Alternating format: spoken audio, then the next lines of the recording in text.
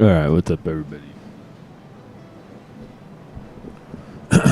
Welcome back. I know I haven't streamed all week, but if you're watching this later, that won't matter to you. But I've been using this time instead of streaming this to work on a special project on another channel, that on my band channel.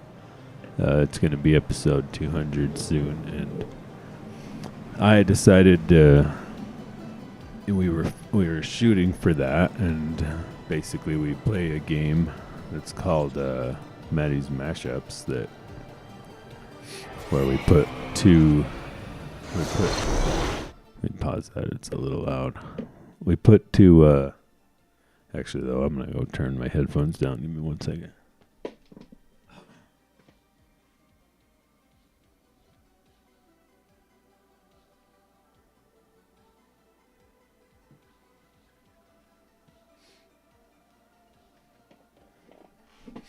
I have my headphone amp for these things way over there, so that by my drums, so I can turn them up and down when I'm playing drums. Hold on, one more time.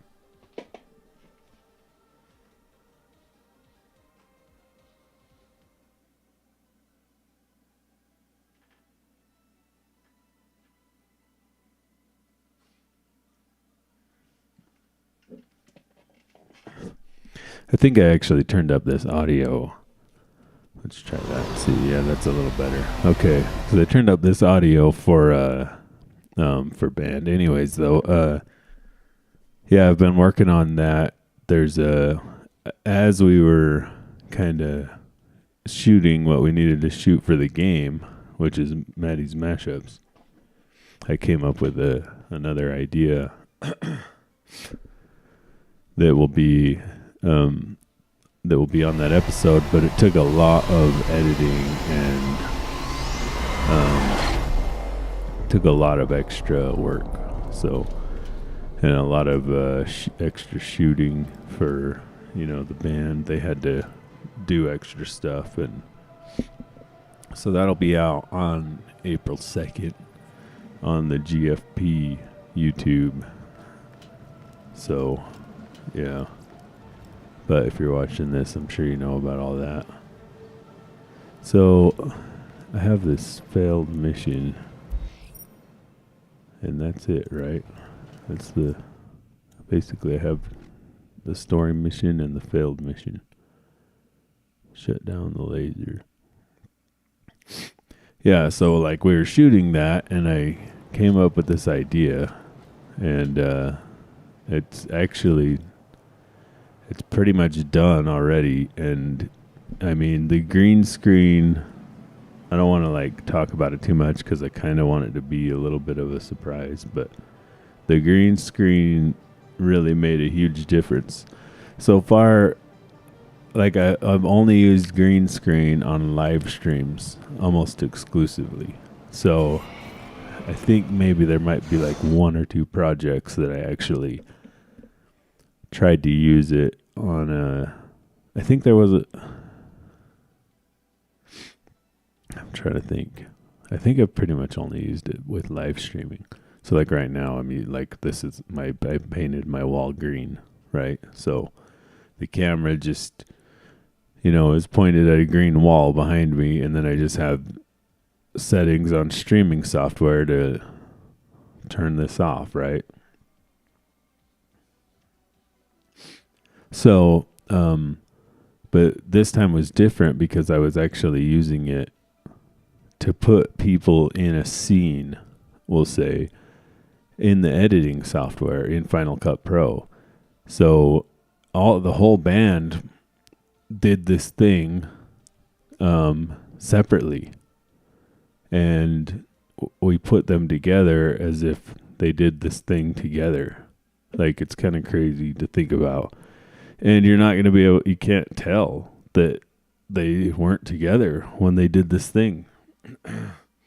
Which, I mean, I know I'm probably giving it away, but, nobody really watches this thing anyways. So, whatever. But, and I mean, it was a different experience using the green screen in that way rather than using it like, let's go try this thing again.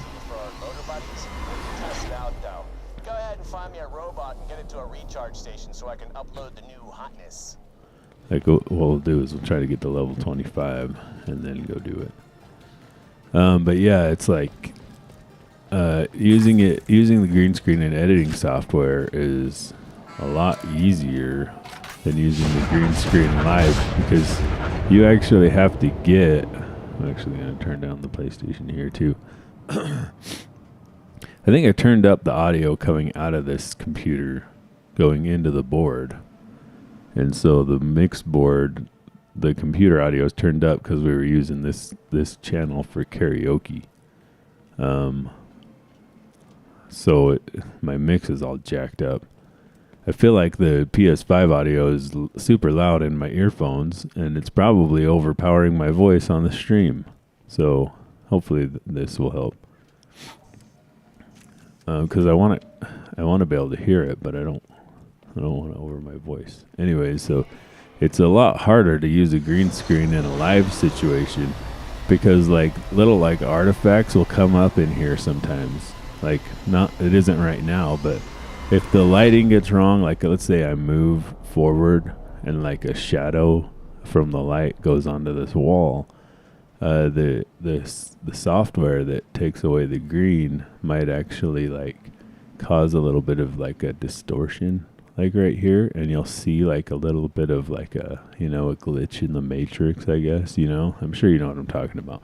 Like I've worked a lot at getting rid of that and making this outline crisp. You know what I mean? And like even like this hole through this headphone, sometimes this doesn't work, And there's a little bit of that still going on in the edited project that I did.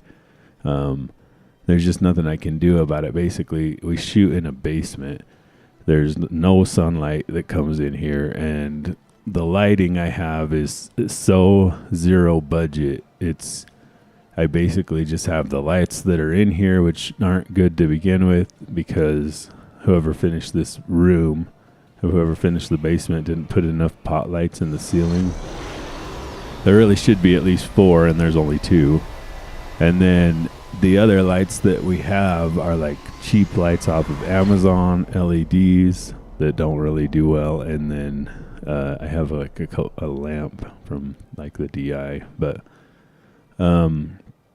anyway, so the lighting in here is not great, and so that's what causes that distortion. And so I have painting the walls helped a lot. The other thing is that this camera that I'm on now, it does a lot better on the green screen. See, there's like nothing. It's like it's really crisp, and there's like, you know what I mean? There's no distortion. But these other cameras I have don't do as well. But we had to shoot against the other wall, and it's not lit as well, and it ends up with more distortion. And anyways, so there is a little bit in it. But what was nice about using Final Cut Pro instead of the live is that I could actually put a mask in around, If you don't know what that means like I could basically take the video. So let's say that I'm the video, and I could like cut a line around myself like this, right? And so if there's a little bit of distortion right here in the frame, right where my hand is, I could actually cut it out with a mask. I could even take a mask and cut around it like this, and then the distortion that's right here I just cut it out and it's gone, right? When you're doing live, you can't really do that because you don't know if your talent is gonna go like this. You see that? See how my hand is cut off? Because that's the edge of the camera. And so if I have a mask that's right where my hand is, that's right here, this is the line of the mask. If I stick my hand through there, then it gets cut off like that, right? So it's a lot harder you have to have a wider area for a live shot, because you don't know what your performers are going to do, if they're going to stay in their frame or not. And, part of that is that they need to know that's going on.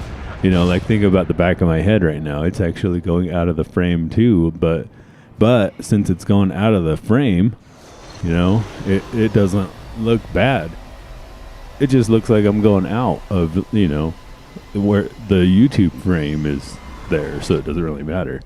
But when I put my hand up like this and it disappears, that's because this overlay is only that big. Like this, right at the tip of my finger is the edge of this overlay, right? Is the edge of this camera. And that kind of makes sense for how big I am, and everything like that. So anyways, it was, it was interesting. And the other thing is that normally when we do these types of shoots, we need to go to a location, right, to, get some sort of background. Well, that's the other advantage you're doing with green screen is that you don't have to do that. It's like, you just have to, you can kind of put a background behind you and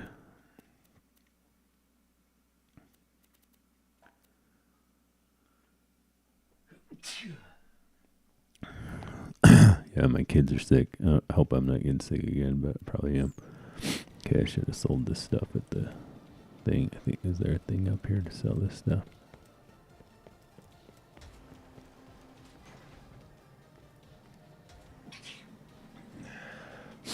Or is it below? Anyway, so there's my update on that. That's why I haven't been podcasting all week. The other update is that I'm going to be starting appliances again soon. I'm going to be doing them totally different than I was. I'm going to try to get off of my day job and go do appliances. And then come home, and then do my stuff here. So I'm going to try to continue this podcast. Obviously if I'm too busy any given day, then I'm not going to be able to, so it's just going to kind of depend on the day. It's just going to depend on what is going on, what kind of business I have. But I lost my business license expired and I just didn't renew it. So I'm going to have to get a new one of those. And this time I don't want to get the type that expires. I don't think I necessarily got the right kind last time because I didn't really think that it would expire, and then it did. And so I think I need to get a different kind or I need to figure out some sort of alarm or something to renew it when it expires, because I was just kind of done with it. I mean, and what I'm going to do now is I'm going to change the way I do it. Before I would just do it in my garage, and basically I would just get broken appliances, fix them, and sell them. Well, now what I'm going to do is go do house calls. I'm still going to have to get broken appliances, fix them, and sell them in order to get customers, because here's my idea. Well, I have a few ideas, and I think I might have brought them up on a separate podcast, one of these earlier, but the first idea is I'm just going to do what I was doing before. And what would happen quite often is people would be like, well, instead of me buying your fixed dryer, can you just come over here and fix this one? And I would be like, well, no, because I don't do that. Oh, man. That guy got me. Do I have my, yeah, no. Damn it, no more ammo. Oh, I'm dead. So there's no way I'm killing this guy with these guns. Anyway, so what I'll do is I'll just go get a couple machines, and then I'll hang them out there like bait. So what I'll do, so a couple things. Before, I would charge extra for delivery. I'm not going to do that anymore. Here's what I'm going to do. I'm going to throw these machines online with the price of delivery. Okay? Because the new idea is this. It's not that we're selling dryers or we're not fixing dryers. I'm not fixing them or selling them. I'm not, here's the new idea. Okay, the new idea is that I'm just trying to find customers and solve their problems, right? So that changes everything about my outlook on it. And this is some advice I got from Andy Frisella. It's his whole deal. He owns like a $100 million plus company. So I think this is a good idea. So here's what I'm going to do. Instead of trying to sell dryers, I'm going to try to help customers solve their problem, which is broken appliances. And so when they contact me and are like trying to buy a dryer, so I'm going to have the dryer put up and I'm going to have free delivery. But I'm going to put the dryer up with the price of free delivery included. So instead of saying message me for delivery prices or something like that, I'm going to say free delivery and free installation. I'm going to go in. I'm going to get all the insurance and everything that I need to go into their house, install the dryer I sell them, right? Because before I didn't do installations. Basically, I would deliver it to their curb, and it was their job to get in their house. Well, no more of that. Now I've got to do the whole deal, everything. It'll be full service. I'll take your old one. I'll deliver your new one. How am I supposed to kill that guy if I don't have any rocket launcher ammo? Or did I get some now? Nope. So that's the new plan. Okay, so so basically I get a dryer and I fix it, and I even actually have one left over. So I'm just going to throw it on KSL. And then here's the plan. Is like when somebody contacts me and they're like, I guess this fire gun gets them all right. They're like, I need this dryer.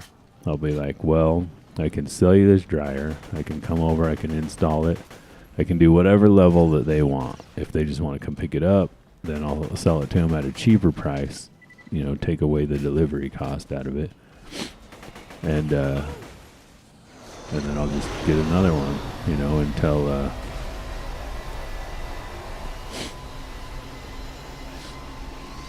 until I get customers, and the goal will be to fix their problems, whatever that means. So I'll have to have a few dryers on hand all the time, and I'm going to try to just focus on dryers like I always did before. If the other appliances, they come along, they just come along with it. People are like, well, hey, I'd be getting a dryer from somebody and they're like, hey, do you want this washer?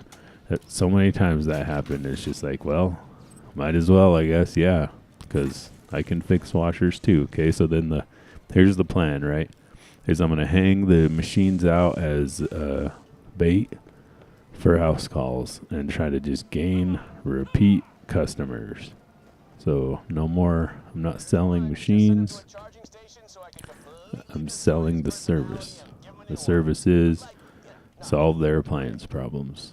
And then basically, hopefully, that their dryer will break, and I'll get them signed up on and I'll go over there and fix it, and then I'll get them signed up on a yearly preventative maintenance.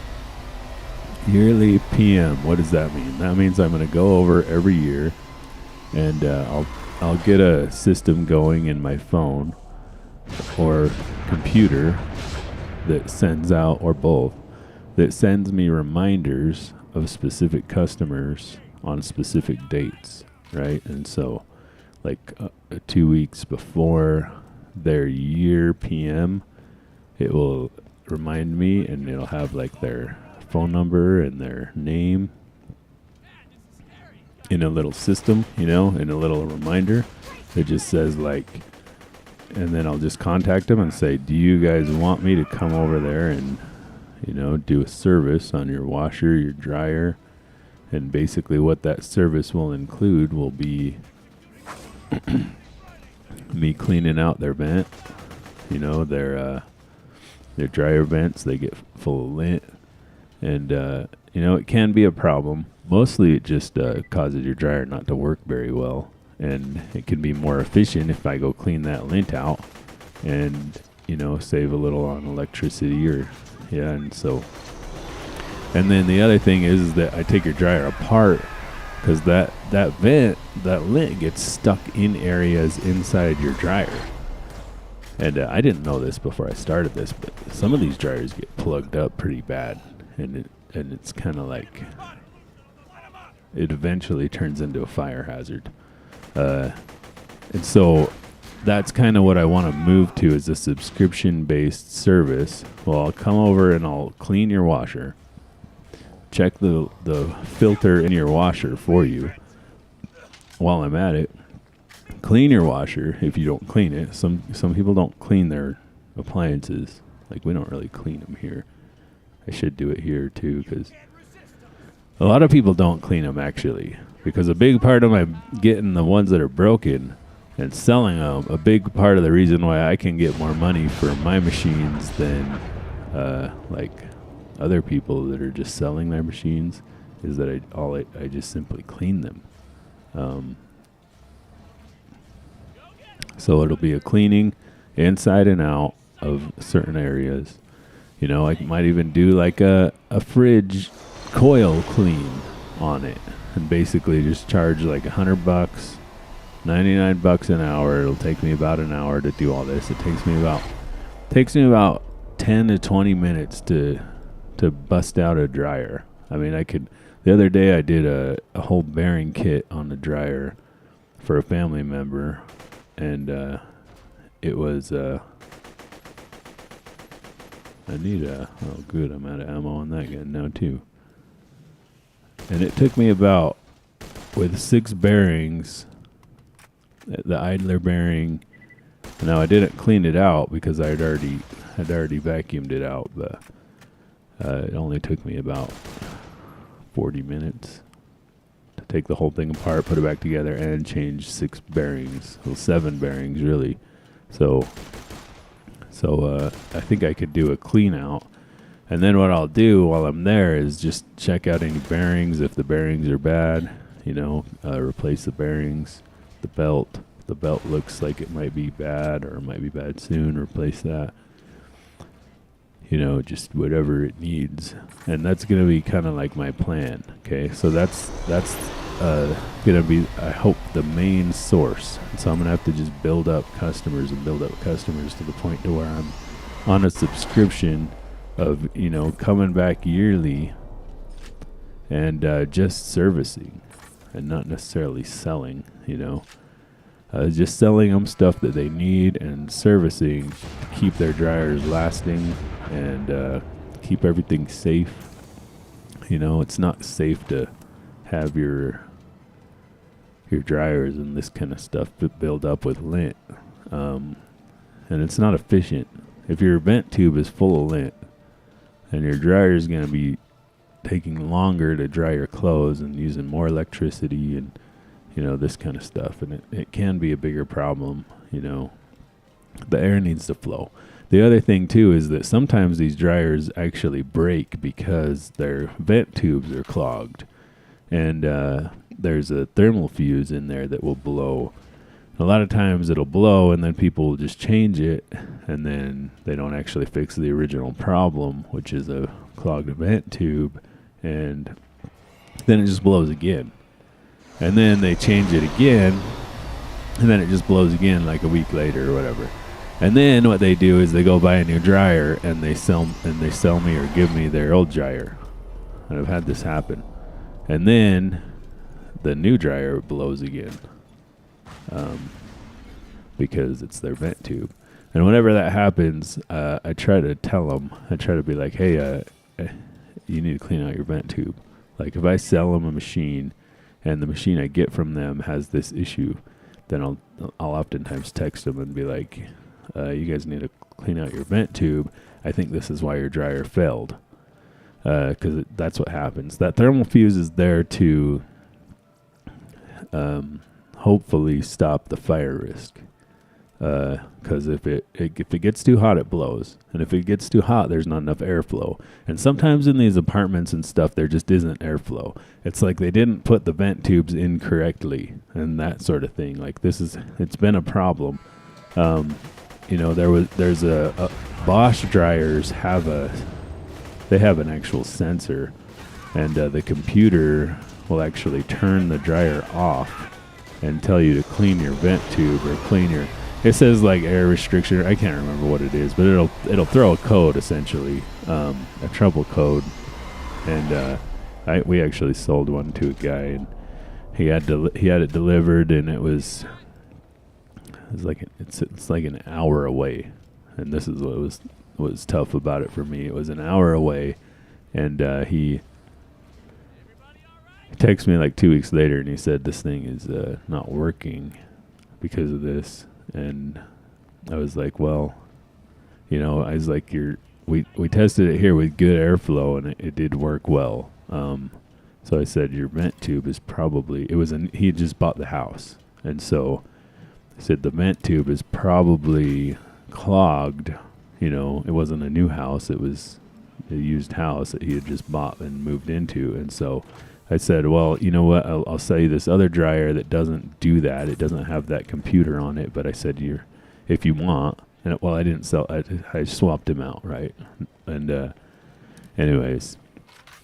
But I said, you probably need to clean your vent tube, because the older dryers don't have that sensor, and so they'll just run unless the thermal fuse blows.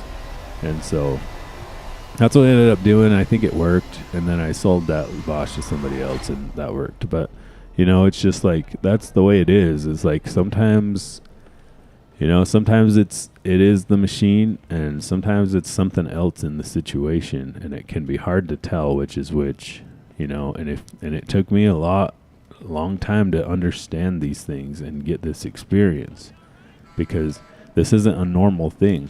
A clogged vent tube isn't that normal. It doesn't happen that often. I've never had it happen to me personally. My vent tube here is very simple. There's like 190 in it, and it basically just goes up the wall and out, right? But if you're in an apartment or something, who knows what kind of snaking and different situation it might be in, depending on how they routed it. And, the corners are going to be where your problem is, really, right?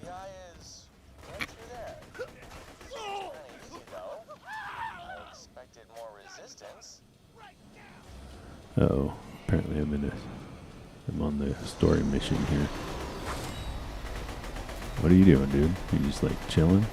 Just hanging out? Gonna just sit there, not gonna fight back? Or I swear, that has happened more in this playthrough than it has ever happened on any Borderlands game. Like, they never do this. I don't know if I'm just, like, this thing is glitching.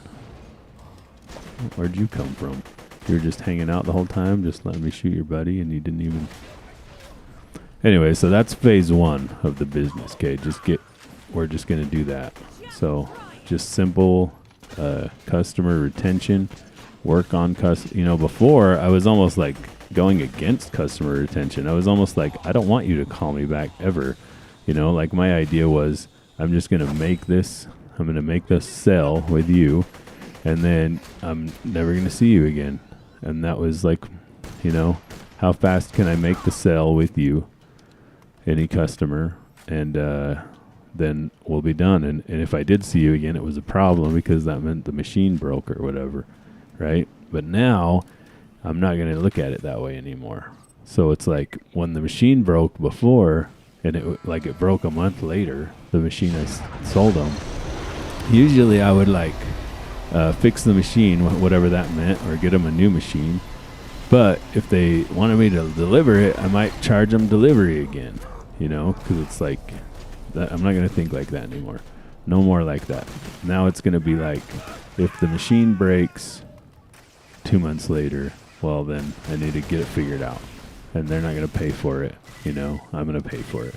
And what I'm going to do is I'm going to build up cash within the business, so it'll be in its own separate business account for that sort of thing, okay? So, I'm not going to get paid from this probably for a long time. But if I was getting paid, I would take the money out of that account, that special warranty account, right? It's going to be like warranty money.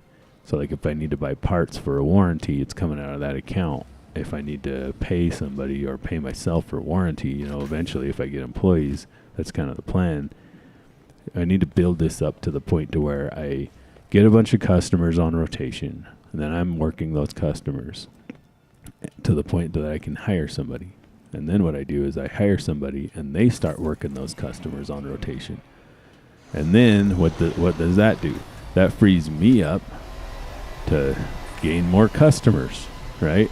So then I start working those customers myself while the person I hire is working the other customers. You see where I'm going with this? Okay. Then I need to build up a whole bunch more customers and hire another person, right? So then I take my customers and give them to the other person. So then I can build. This is the only way out. This is the only way I see. I have thought about going back to school. Oh, you're just the worst. Box, any ideas? There should be a fusion reactor nearby feeding power to the force field. If you can disrupt it, the field should go down. All right, so I'm on the main story mission unknowingly. I was just trying to find guys to kill to level up. Now I'm on level 25. If I can get a bunch more ammo, I should be able to go back and do that other mission. Because I kind of just want to do that and get it over with. The reactor is behind a panel. Once you bring it out, it'll look like a series of red sensors. And then I'll come back to this. Okay, so that's phase one. That's basically how I'm going to do it, is I'm going to get some machines. I'm not going to go full force. I'm just going to hang them out there as bait and then just try to fix people, try to talk them into letting me fix their machines rather than selling them a new one. Then I'm going to go around and do these jobs. I'm going to throw a bunch of parts in my car or truck, probably my car, a bunch of tools. I'm going to buy a handheld vacuum instead of plug-in style that'll be easier to haul around. Basically just get my kit together and, go do house calls. And then So much to learn. the second phase is going to be, what one was I working on? Do I want this one? Or did I go back to this one? I think I was doing this one, right? So, I guess I could have done that. Well, I'll do on the next one. Okay, the second phase is going to be YouTube. Okay, anytime that I can. And I'm going to film any repairs and put them on YouTube. And I'm going to start a whole new YouTube channel just for this. And so that will be where basically if I'm just going to film repairs and put them on YouTube and do it the way I was doing it before. It would take me about an hour to edit after the video. And so I was pretty good at editing it. I had a pretty good system down. It was getting views. I felt like my videos weren't too long for people. I would cut out things like taking out certain screws that I feel like you're going to have to, meet me in the middle, because I could go through every little screw that I take out on a dryer, and some people might need that. But I feel like what I want to cater more to is somebody who's already a little more mechanically inclined, because I hate watching how-to videos. Okay, and like this is the problem that I want to solve for the YouTube community, is when I go watch a video on something that I just need to quick run through of it because I'm mechanically inclined, I don't need to know every little screw that you took off. Like if I need to see how an axle comes out of a spindle, I don't need to know how to take the brakes off, right? Because I already know all that. Like I can take brakes off of anything, on a car, right? So I don't need that part. So what I do is I fast forward ahead to the axle part, where I need to know if that axle is reverse threaded. I need to know if that axle has a castle nut on it. You know what I mean? Like this is the kind of stuff I need to know. How does the spindle come off? Like, or the, whatever. Like how does all that part come apart? That's what I'm trying to figure out. So I just need to fast forward to that. Okay. So what I need to do when I put these videos up is there's a way to edit what is where, basically. And this is what I need to do, is edit, okay, this, just so that you can just kind of scroll down to the bottom and you can move your mouse over the timeline on the YouTube video, and it will actually tell you what is where. And you can, so it'll be like, hey, bearing replacement, so anybody who doesn't need to know how to take apart the machine they can just skip ahead to the bearing replacement, watch that part, and then, figure out what they need to know and then leave. I edited those videos instead of all the other times I've edited a video like that. I edited it from a point of view of people watching me work on something, because that's kind of what I see out in the world, right? When I watch videos, I'm usually watching somebody work on something, like them specifically, right? I'm not usually watching. So when I go to how-to videos, though, I don't want to watch them.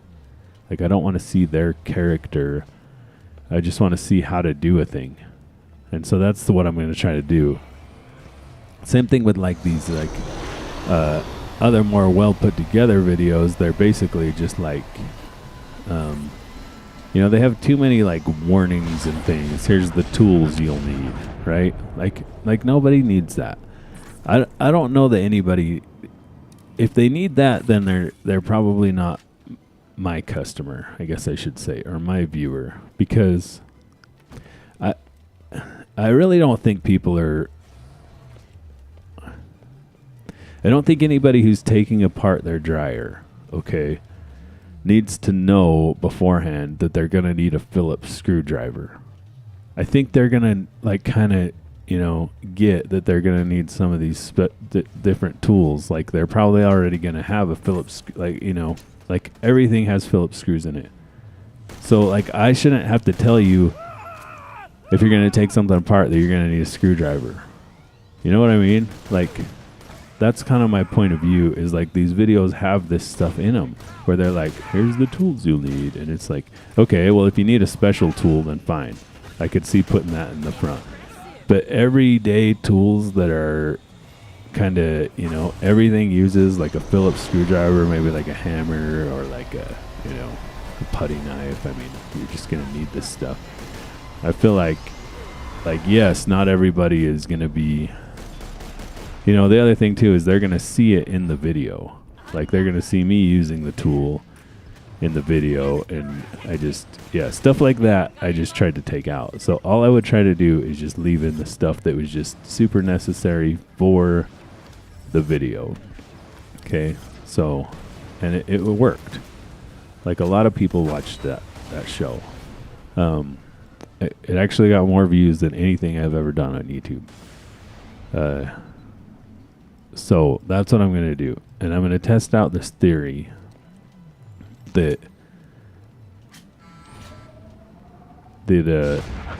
that's phase 2. Now phase 2 is gonna be this. It's gonna be sorry, I'm getting too technical about what I'm doing here. Phase 2 is gonna be, I'm gonna start a YouTube, okay, and what I'm gonna do is I'm gonna attempt to get the viewers to share the videos, to subscribe, to get people to watch the videos, because here's the deal, okay? The deal is this. We build the YouTube to the point that that it has enough subscribers that I don't have to charge anybody for dryer work, okay? Here's the idea, is that I build it to where I do this. Not all customers, okay, but certain customers, maybe all customers if we eventually build it big enough. Okay, viewers watch the YouTube, right? Advertisers pay for advertising. YouTube pays me. And then what I do is I take that money and I go fix people's dryers with it. I pay myself, pay my team, whatever that means, whatever that takes with the different, like the right business licensing to do that, to pay people to, and basically instead of just paying, now I don't know if this is going to work or not either. That's what I'm saying. This isn't a guarantee, but I ask people to subscribe and share the videos. And then what happens is, as they do that, YouTube pays me and the customers get free appliance work. You know what I mean? So like, or some of them do, or all of them, or whatever.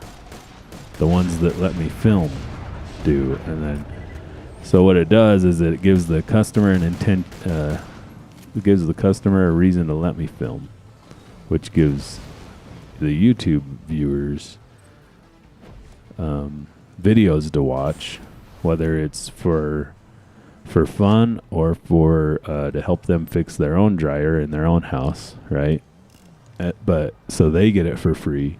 The customer gets their machines fixed for free. I get out of corporate America, which is what I'm after, and kind of corporate America pays for it all. You know what I mean? This is my view. And so it'll be super family fun, clean YouTube channel. There'll be no swearing. It'll just be, it might be story videos about these people. Some of them might be in need. When people are in need, I try to take care of them if I can, right? But what this would be, so this is phase 2, is basically we would film repairs. We might film stories of these people as they need help or whatever, and get them help, get their stuff fixed up, get their machines fixed. Okay, so that's phase 2. I think we got that figured out. So it's more like, it's not like necessarily, it's not charity, okay? It's just like, and we're just helping out our community, okay? And corporate America is paying for it. That's the idea. I don't know where this thing is. I keep like going around it. I guess I have to go back up. I think I went too low, maybe. So it's hard about this area is it's like, anyways, so yeah, and then as I do, I find all these new guys that I swear I already killed everybody, but I don't know if they're respawning or what. They might be. Phase 3. Okay. What was phase 3? I had another phase to this. So phase 1 is trying to do that. Phase 2 is YouTube. Trying to do it that way. I just had it in my head too. And I need to write all this down. Like I think about it while I'm driving the truck all day. Because that's the way it works is... Uh-oh. Yeah, I swear these guys are respawning. I'm trying to just take them out because I know if I can level up, I'll be better off here. Any XP will help at this point. I wonder, since that guy's in the shield, but he didn't get the shield, does it affect him? It doesn't seem to. Let's see. I should learn the hotkeys for these guns too. You can actually, there's some way to hotkey them, but I always forget which is which anyways, and it just confuses me more, so I just push triangle, What is phase 3? Oh, well, I don't know. I might, eventually I would like to open a place, have a building.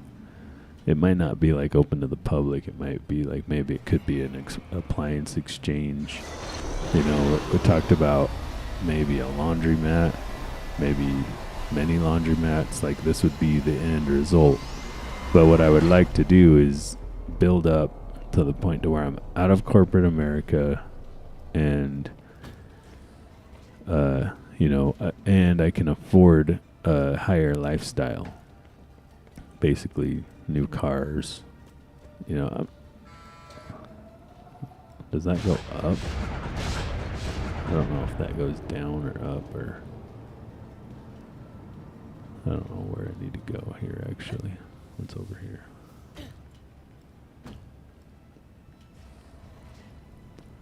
This goes down.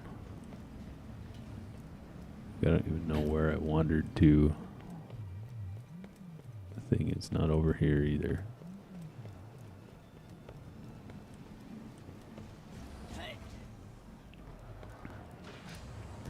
All right, so I mean, I know there's a lot of appliance repair companies out there, but the one thing that I could see with this plan is that all the people that are buying on KSL or the Craigslist basically, or what Facebook Marketplace will say, if They don't have a plan. They don't have their guy. Like they don't have a guy that's their appliance repair guy, right? Like they don't have a. So instead of getting their machines repaired, it's either that they're getting a quote from somebody and it's too much money, or which is possible because these guys charge a lot. Like some of the quotes I've heard are pretty high, and it's like, you know, it's for stuff that I don't know if I'm just fixing it wrong or what. I mean, some of the stuff that these people are doing is different than the stuff that I'm doing, basically, because they are like, okay, I think it's down, is it down there? So now it looks like it's below me. So it might be down here. There's one. Just send him to a Okay, charging I station finally so I can found it. completely destroy his personality and give him a new one. But like, not in an evil way. Yeah, that guy's a flame guy, so you gotta shoot him with the different gun there. Can't flame him.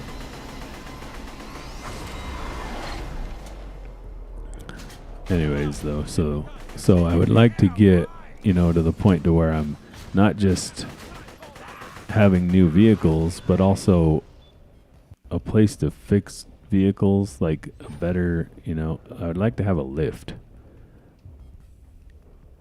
You know, because, okay, come on, you guys. You can't just, like, kill me and then disappear. I would like to have a lift to be able to work on these vehicles. And I don't want to get rid of my vehicles either. I don't even necessarily want new vehicles. I just want to be able to fix the ones that I have, and not just fix them, but, like, fix them up. Like, it's a fun hobby of mine. I have this Blazer that I've wanted to fix up for all these years, but I just don't have the time or money. And so what I see is, if I see two paths. I can get this business off the ground and do this, but it has to be big. It can't just be me just doing it. You know, it can start there, but it has to get bigger. Or I can level up in my career.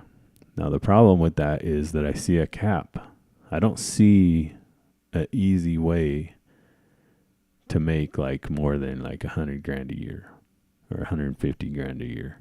Okay. Now everything keeps going up in cost, but I don't have any way of adding at that point. I'm capped. I'm just stuck. Okay. If I can get basically with the other thing, I'm capped at the amount of customers I can get.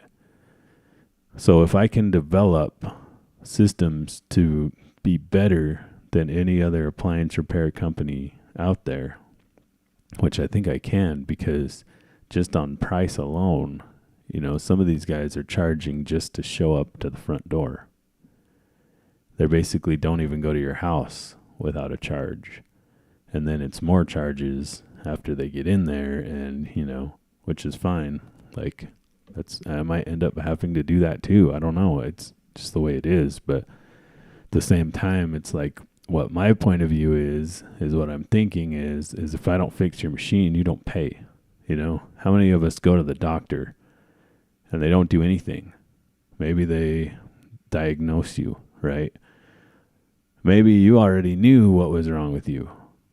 You know what I mean? Like if you know you have an earache, you might think, well, I probably have an ear infection. And this is something that happened recently. But, you know, you go down there and they're like, yeah, you have an ear infection. There's nothing to treat it. Just go home. And then you just go home. And now you know you had an ear infection. 2 days later, you get better, right? They didn't actually help you with anything. But you still pay them. You know what I mean?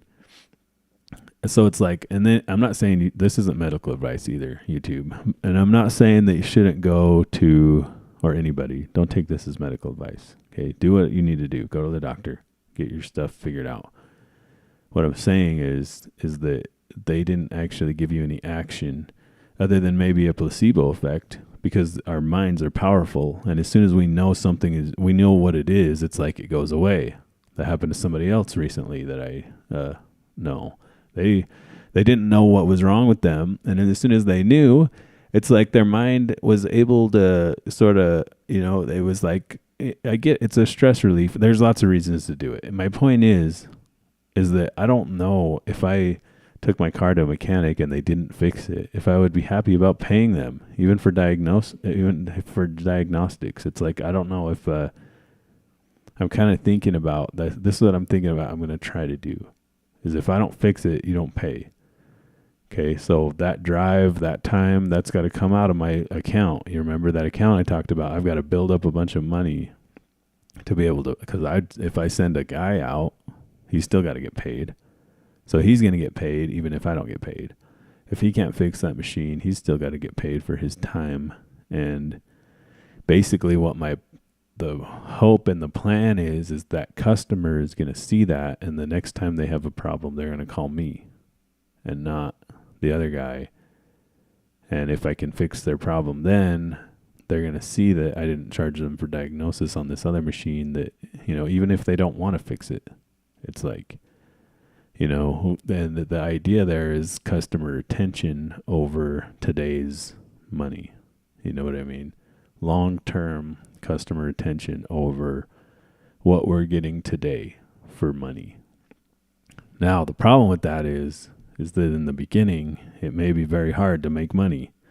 So as long as I'm able to live off of my truck driver job and then do that after, the other problem is that doing the truck driver job gets in the way of the appliance job. And what I'm thinking about doing is there's going to be some changes in the truck driver job this year. And I'm going to use those changes to leverage, because basically they're changes that I don't like. And I've told my boss that I don't like them. She already knows. And so I'm going to talk to her about those changes, and I might stay at this job, even though I told her I wouldn't because of these changes. I might just deal with the changes, but I might use them to leverage some other things, which will free up time. It's a long story, but this is what I'm thinking about doing. It'll free up time to give me more time to do the appliance business and less time there, right? But that'll be up to her because she's going to have to make those decisions with what I'm going to suggest. And I think she might, I feel that I try to do the best job I can do there. I try to really give my all there, and, I don't slack off. So I think,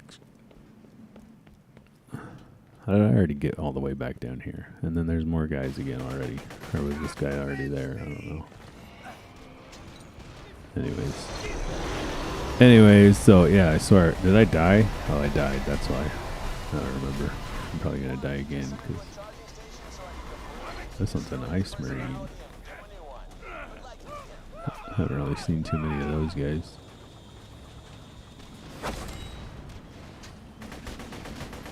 Trying to find that one.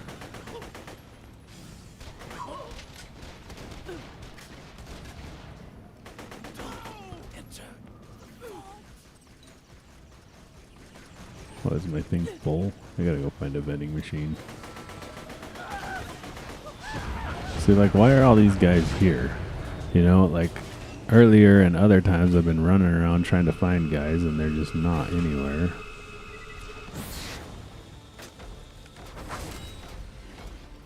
Did I get him? I guess I got him. But now I've got to blow up. Anyway, so, phase 3, I guess, would be, building or all that kind of stuff. Basically, a sweet vending machine. The build up would be, even if we just get into a storage unit or something like that, it's I can't have it at the house anymore either. It's it just doesn't, it's not good for the house, to have all these appliances everywhere. And it basically I need an area to work on cars where I can just throw my car in the garage and work on it when I get time here and there. I can't just do a job, put it all back together, and then shove it outside and then do appliances in there. It just doesn't work. And that's, what I've been trying to do. And what ends up happening is the appliances take over. And then I don't have room to work on my cars. And then my cars suffer, and I just drive around with like issues, which isn't good. And so I need to balance the maintenance on my cars and the business, or I need to make so much money at the business that I can pay somebody to fix these cars. And that's kind of where I'm going, is like I don't know that's what I was talking about, the cap. Okay. So you're capped at a job. And so that's the way I see it. If I went and got a different licensing, I could go haul fuel. And I'm sure I could be very successful at hauling fuel or garbage. Like I could go be a garbage man. There was a garbage man job that paid a lot more than what I'm making now. The only reason I didn't go for it was because you had to work one Saturday a month.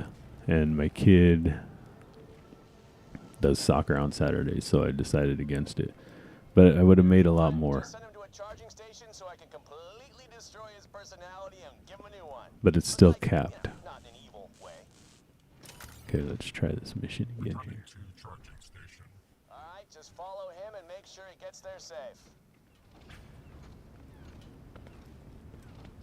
Like, I don't know if I'm going to be able to kill these guys fast enough. Defensive posture.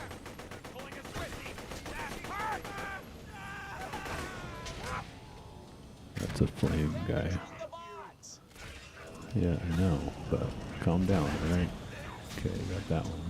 Oh, that's a flame one too. Okay, I got that one.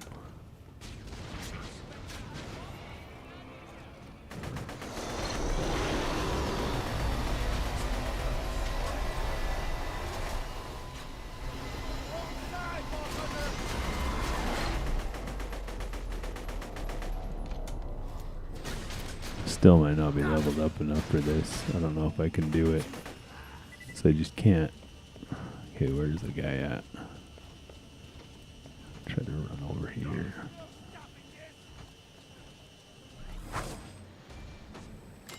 Oh, we jumped down there.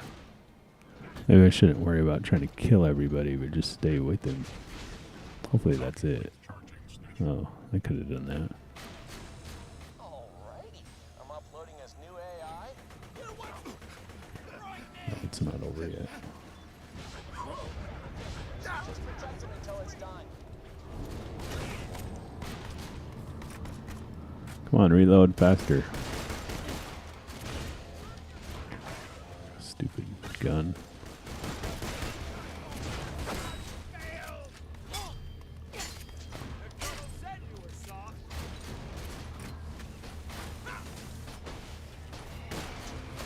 Okay, what the crap is going on here? Did the good dude come out and then go back in? Oh, I swear if I die here. I don't know.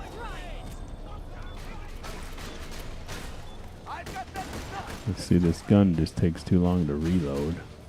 But not a bullet's in my good one. And I'm guessing these guys are just going to keep coming until he's done. Right. The sniper up there. This flying dude. Oh good, I'm out of bullets in that one now too. I'll overkill that one.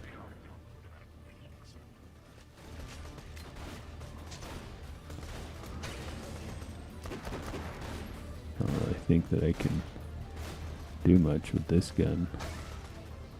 Looks like it's almost done.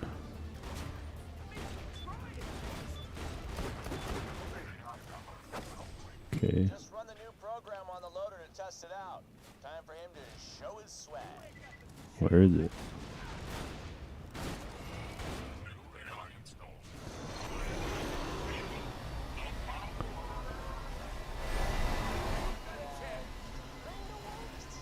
Actually, now the AI is in the system, so I can just tweak the code. All the bots in the area should have a less version of that program. They'll activate a few and they should do something awesome. I'm ready. That's a real fancy shield you got there.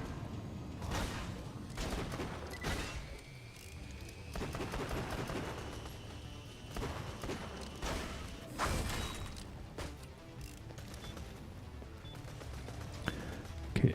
I guess I gotta go get the new ones. Maybe I can get some ammo for the other guns. Okay, I got some ammo for this gun. Okay, it's up. So how do I get back up there? Guess I should learn this area so I can learn. Are all of them up? Or is there some that are just down? Let's go over here and see if there's like one here. Yeah, here we go.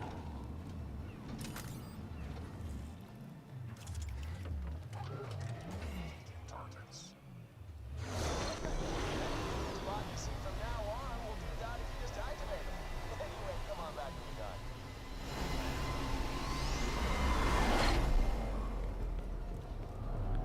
done. Okay, so I gotta go up. Do the other two. Yeah, so you know, if I can, and then the other thing too is that there's other businesses that I can start and do, and so if I just don't get paid from this business and just take all the money that I make from it, because it'll be side money, and put it back into the business. Like, I don't know, does this thing go up?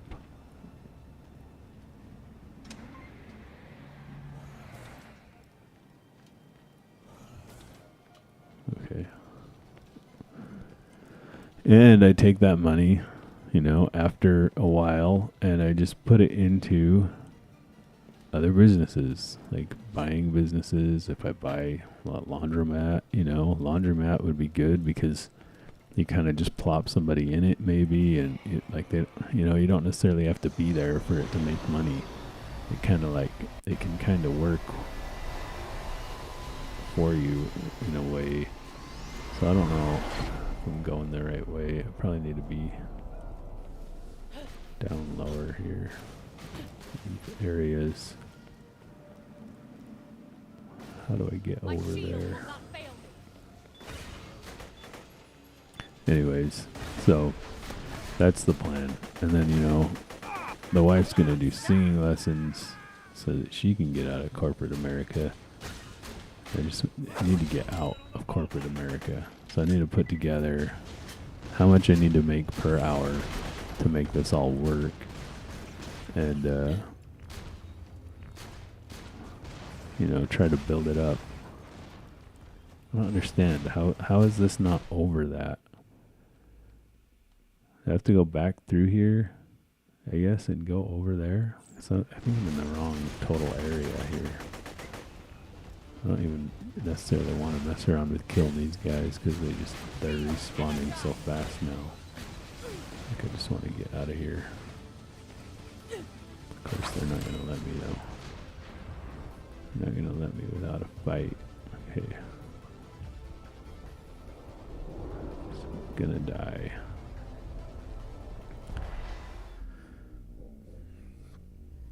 So yeah, if we could get the YouTube built up to the point that people were just getting machines for free, you know, or repairs for free. Like I just go fix their stuff, and maybe kind of the deal is they let me fix it, and they let me film it, and they get, you know, free labor or whatever, right? Okay, how do I get over there? They can go that way. They can't really go this way, can I? Okay, down here. All right. So I guess the other thing that would the other ways that would make it better is even if I just did fixing and selling like I have been, and what I could do is just film them just like I am, and the deal is that the customer could get their machines like super cheap or free fixed machines if they have to bring me a broken one and they get a discount or whatever. So cuz the problem is that what I have to do to make this business go, it takes so much time, and like I know that's the point, right? Is that business takes a lot of time and effort. But my problem is this, okay, is that it's more of a rat wheel than than corporate America. And it needs to be less of a rat wheel, okay? Because if it's more of a rat wheel, then I just want to do corporate America. The way I was doing it before, I was making no money. There's no progress. There's nowhere to go. It's like there's no upward mobility. You know what I mean? It's like it's just here's how much you can make. It's capped out. It's capped out by the amount that you work. The more you work, the more you make. But you only have so much time, right? So there's no, the way I was doing it, there is no end game. There's no like, okay, here's the steps. In a year, when we have this many more, you'll be able to make this much more money. There's none of that, okay? It's just, this is your capped out. This is as much as you can do. And I was doing as much as I could do with the time that I had, right? Because I'm still raising 2 kids. You know, they need things. They're homeschooled, so I'd have to teach them electronics. I have to teach them computers. Like, my wife doesn't do these things. I have to teach them the stuff. I have to teach them, you know, engineering. Like, they need to know all this stuff, and I need to teach it to them. And I can't do it the way I was doing appliances. So, you know, because basically, like right now, instead of doing this, oftentimes on Saturday mornings, I was already working. I was out getting machines early in the morning. I would get them set up on Friday. Saturday is often the best time to get them because that's when everybody's off work. So that's when they do it. Well, I don't want to work Saturdays, you know? So I need to develop a system to where the people bring me the machines. Time to check my position. Or it's like it's as I'm solving their whole problem, which is they need a dryer. You know, I get their machine in the process, which I did do as much as possible. That happened all the time. I was able to, once you get it rolling, you're able to actually trade people out quite often, but it doesn't always work. And the other issue with that is that a lot of times you get their machine and it's totally broken beyond repair. You know, that happens too. So, or the parts are too expensive. So if the parts were too expensive, but if I was making money on YouTube, then I wouldn't need the labor. So I could still fix the machine. YouTube would get a video out of it. You know, I feel like if I can hone in on that editing style and that, you know, making all the tags in the video so everybody can just jump right to wherever they want to in the video. You know, if they don't need to know how to take it apart, they just need to know what kind of bearing to buy. They could just go right to the bearing part, you know.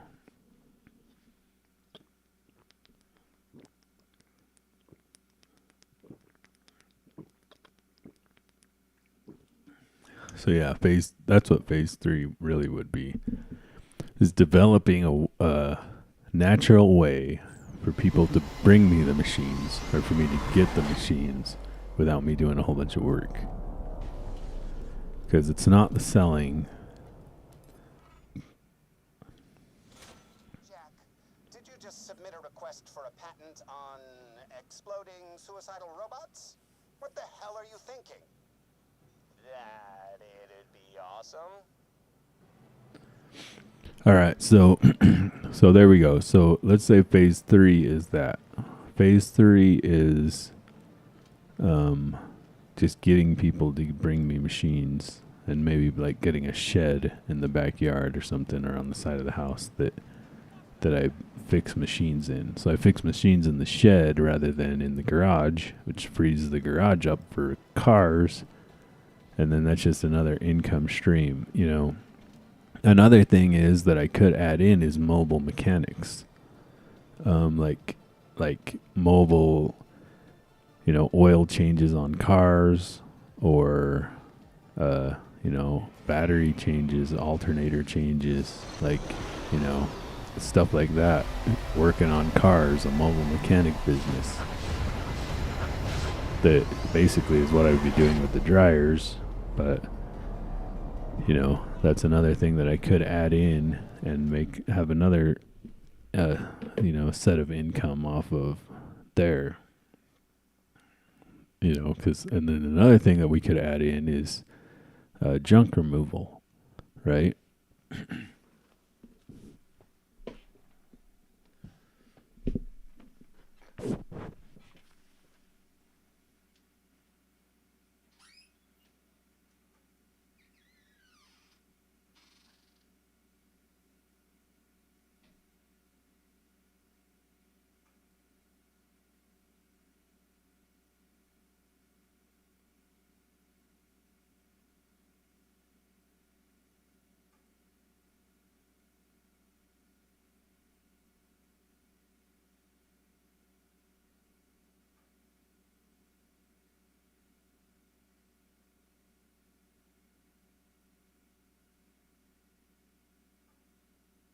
this blasted map.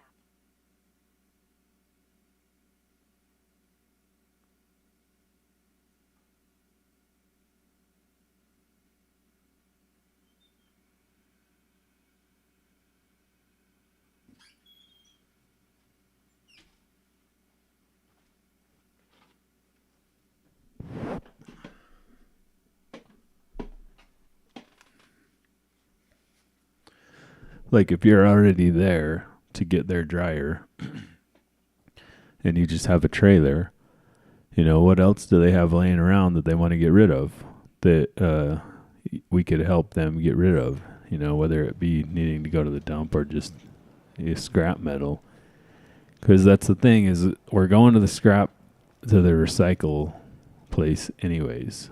Like that's just a normal part of the business because you end up with all this stuff that is basically like, I end up with appliances that cannot be fixed, or they can be fixed, but the cost and effort is not worth fixing them, Like there would be situations where people wouldn't put the screws in and this is mind-boggling that this happens. So they don't put the screws all the way in on their electrical connection. So the way this works is dryers have sheet metal screws that go through the sheet metal because dryers are made out of sheet metal, right? So that holds the case of the dryer together, okay? And then they have machine threaded screws that are for the actual electrical connections. And what often ends up happening is people strip out those machine threaded screws, or they don't realize that there's a difference between those two types of screws, and they swap the screws around. They try to use the sheet metal screws in the machine threaded screws, and they aren't the same thread pitch. And so what happens is that screw gets stuck into that thread, and it's, there's like an eyelet, an electrical terminal for the wire that goes to your, that plugs it into the wall. Well, they put a sheet metal screw into that machine threaded screw spot, and it goes in a little and then gets stuck. But it's not making a good contact between the terminals. And so this happens a lot. And so what happens is that that wire is there and it's secure, but it's like it can move around, And so what happens is they just say, oh, well, it's connected, right? Like it's good enough, and they just use it.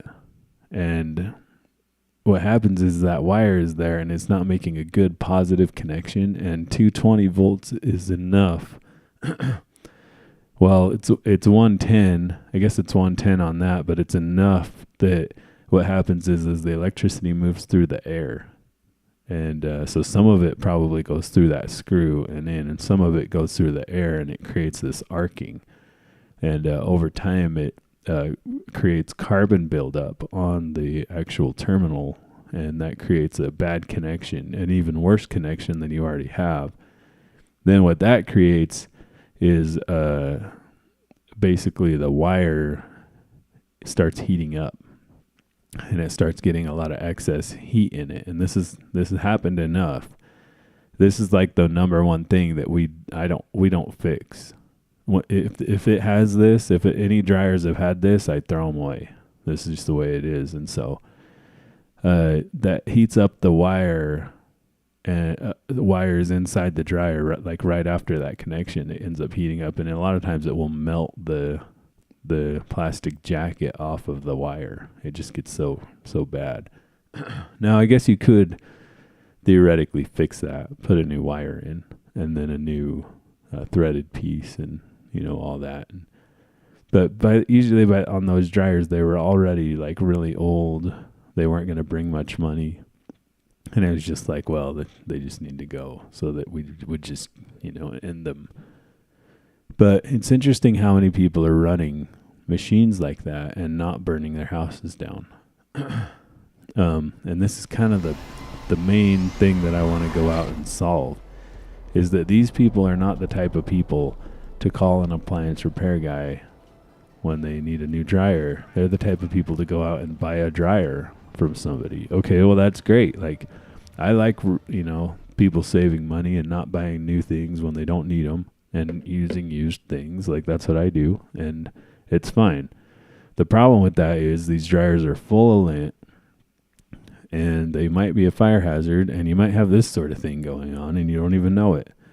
Because the cords are replaceable, dryer cords. A lot of new dryers don't even come with cords. You have to buy the cord separate and put it on. And so if any of that situation is done incorrectly, then you end up with this fire hazard situation. And so I would like to go out and remedy that.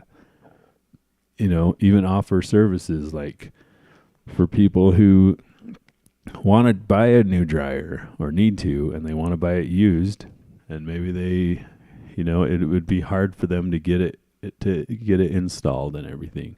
So a lot of times I would show up to these people's houses with a new dryer, and I wasn't doing installs, and so they would have to struggle to get it into their house. Whereas, like, I have different types of tools and a different skill set to move these machines, to where I could do it a lot easier and better than them. And, it would make more sense. Some other times it wouldn't make sense. And so I need to price that accordingly, because there's some houses in this where I live that have such small areas, and I would need to figure out a way of knowing this beforehand. Basically, their door jambs are so small the dryers barely fit through. Sometimes you have to take them apart to get them in and out, which, for me, it just adds time. Like, it's doable. It's just going to add 20 or 30 minutes or whatever. And so, that I need to know that stuff. It's not so much about money. It's just about, I need to know that before the job so I can kind of know how my day is going to be. And so what I need to do is develop a system for them to, like, measure their door jambs. I pretty much know the neighborhoods where those houses are. And so it's kind of like, well, and a lot of times what I'll do is I'll just get their city. And if they say certain cities, then I know that this is going to be a problem, because those houses are old, and they, were kind of, so a lot of them were probably built even before, they may have been built before dryers existed, definitely before they existed like this. I mean, I don't know when some of those houses were built, but I'm sure it was a lot longer. Anyways, so, it's like, that's the sort of thing that I need to be looking into, is like, yeah, I need to help the people solve their whole problem, whatever that means. So get them a fixed dryer.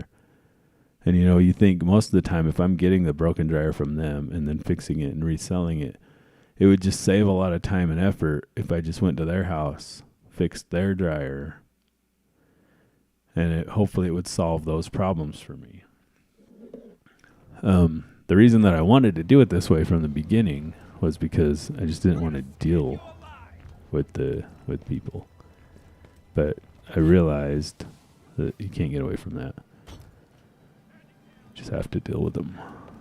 And honestly, I need to get to the point too, and I figured this out, where I have a certain clientele, I guess, right? Like, I need to price a certain clientele out. And, this is something that business owners know, but you may not know, but there's a certain clientele that wants everything for nothing. And I've found that clientele, and I need to get out of that, because they don't, there's no trust. When I would go work for certain people, specific people, of course he's behind that shield, there would be full trust. There would be, how much is it? There's no negotiation. It's like, well, that's a good price, or, that's awesome. Here, like, they're easy to work with. And then there's another clientele that it's a constant negotiation, even though, like, my prices are based on the market. Like, I never base my prices off of not even what I had in a machine. Sometimes I would be losing money. Like if I had 100 in a machine, but it was only worth 80, well, I'm selling it for 80. You know, and that's just the way it is. Other machines would have to make up for that profit, and they did. And that's how it worked, too, by the way. Sometimes you lost money on some machines, but you gained enough on another machine to make it work out. And it, you know, I know that doesn't really make any sense. You want to gain money on all machines, and that's what I would try to do, but sometimes it just didn't happen, you know. And like when that would happen, what it would be is I would fix something on a machine and then test it, and something else would be broken. And so the math, it's like, well, you either keep going into it and, you know, keep throwing money at it and hope that it stays fixed, and then you can sell it and you can make your original money back, or, you know, you stop and you wasted your money. So, I mean, that stuff happens. It is what it is. And once again, this is why I need like a bank account with money in it to do this stuff, right? Which is what I had when I was doing it. It's normal. But the other things I need to know is how that works with taxes, because that money would not be income until I get, you know, so I shouldn't have to pay taxes on it until it becomes income. I need to, like, you know, or shouldn't have to pay income taxes on it. And the taxes is a whole nother issue. But yeah, so I need to charge enough to be able to pay all the taxes correctly, and I need a point of sale system. Like I want to be able to give people a receipt, you know, and I want the point of sale system to calculate for taxes, for sales tax and everything, so that they have a normal receipt, and it's like a normal, you know, situation where it's like, well, okay, this plus tax, you know, and your taxes on your receipt and all that kind of stuff. So I'm like accurately predicting tax too, because what I was doing is I just basically had 2 bank accounts, and everything I made would go in there, and 25+%, you know, about 25% would go into another account, and that would pay sales tax and all the other taxes that you have to pay. So that's how that went. And so that's what I would do again, but now I need almost another account, okay, to have working money to buy parts and stuff like that with. And then I need another account for warranty money, like taking care of customer money. When a customer calls me 2 months later and their machine's broken again, I need to be able to go fix that, you know. Find force field power source. I guess it's over there. What is this thing? That door just closed on me. Wasn't I already in this room anyways? Was I supposed to do something in that back room? Hopefully, yeah, I'm like out of bullets. I forget I have grenades. Yeah, I should use those grenades more. Oh, that guy's my guy. Let's see. Activate gun loader program. Hopefully I did that right. Anyway, so, you know, that would be the other. Oh, I didn't want to do that, did I? Am I still in the right area? That would be the other idea, is to get them to bring me these machines, right? So that what could happen is, I swear this thing is stuck again. It is. It's like in the floor. Did I get it? There we go. Got it that time. Just shoot him with this. Although it's a bad idea, because if I run out of ammo in it, then I won't be able to use it on the big robots. You know, I just need to go out and make money that is not by these corporations, because they just cap you. It's not like they're like, you know, and I know that there is like, if I promote, then I won't be capped. Okay, but I don't want to promote. I don't want to do that. I have zero. I would rather just be poor the rest of my life than be a manager over these idiots. Like you've seen it. Everybody's seen it. You all work with these people. They just don't want to do it. They don't want to do it. They're not going to do it. They don't do it, by the way. If you're a manager. Y-26 mini fusion reactor. To disable it, you'll need to damage the blue coolant, not the red thermal charges. Easy peasy.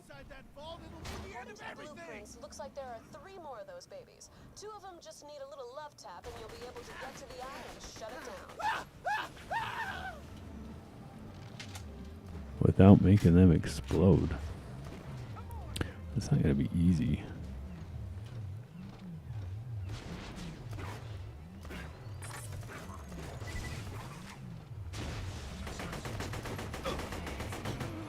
Yeah.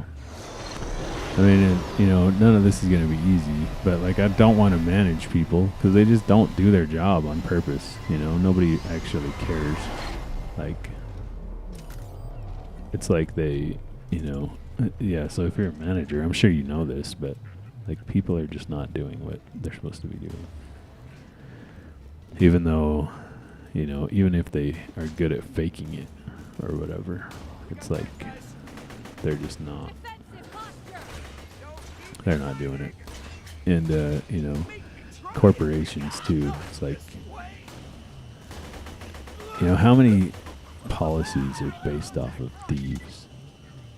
And like how I get treated every day by managers and corporations is based off of like a lot of my job, like I'm a truck driver, but I'm treated like a thief every day. And yeah, I'm gonna die again. Just treated like a thief, You're treated. You're going into these customers, and they don't believe you. Nobody trusts you. So they leave you out in the cold. It's like a big old deal. It's like, imagine your business policy is to the people that the businesses you work with every day, is to make them stay outside. If it's 10 degrees outside, okay, their business policy is for me to stand outside in the 10-degree weather and wait. That's what it is. And a lot of times, it's not even like these receivers. They make their own policies, or the loss prevention people in the store make their own policies. So like you'll go to one store, like let's just say it's a Walmart, we'll say, like, hypothetically, I'll go to one store and the policy is one thing, which gets you in and out of there very fast. Well, in fact, I go to like 20 of these stores and the policy is one way, right? Now, what would you say is correct? 20 of them do it this way, and one of them, just one, does it a totally different way that makes it worse for you and everybody else, including the receiver, right? What are you supposed to do about that? Because it's like they're not even following their own policy. And now you got to wait out in the 10-degree weather. Now, like, I don't really mind that much. I hate waiting, but it is what it is. And I don't work that much, like some of these other guys. If I was on overtime, I'd be a lot more mad about it. They're just wasting your time. It's like, and yeah, I know I'm paid to be there to get my time wasted.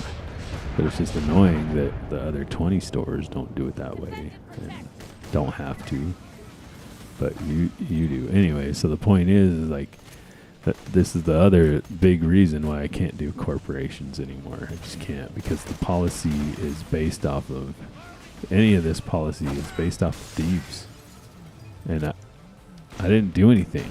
Like, I'm not a thief, not thieving, so why do I gotta be treated like the 1%, the dude that actually did thieve over there, he's like, come on, stupid medic.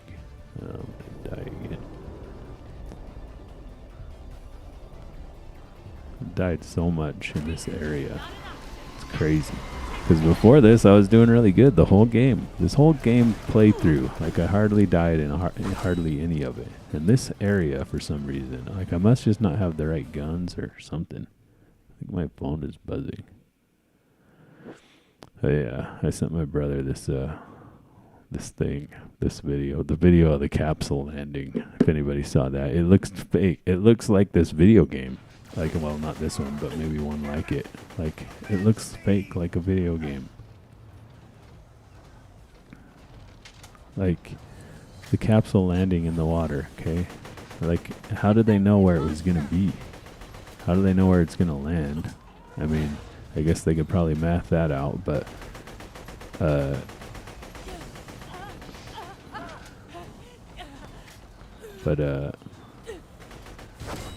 yeah, did you guys see that? It doesn't look real. Now I've seen video. I've seen a lot of video in that exact situation. Okay. Let me see if let me grab my cord. Let's hook this up here. Let's do something a little different on a game stream here.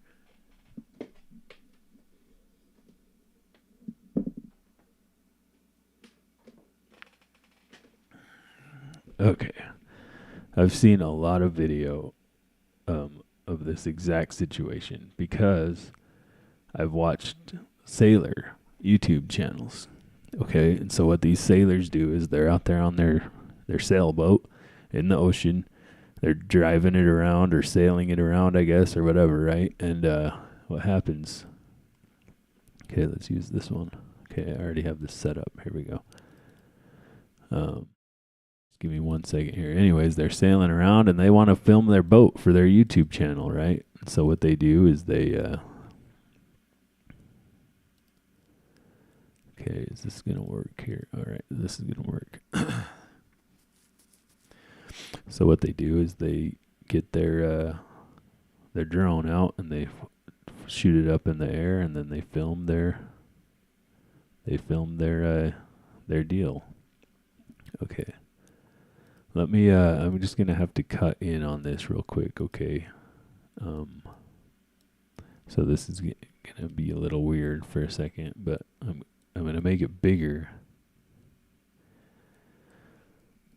so that you can fully see the whole video if you haven't seen this. And I'm just going to zoom in on this. Obviously, this is like, you know, this channel, wherever I got this from, is kind of thinking the same thing I am, you know.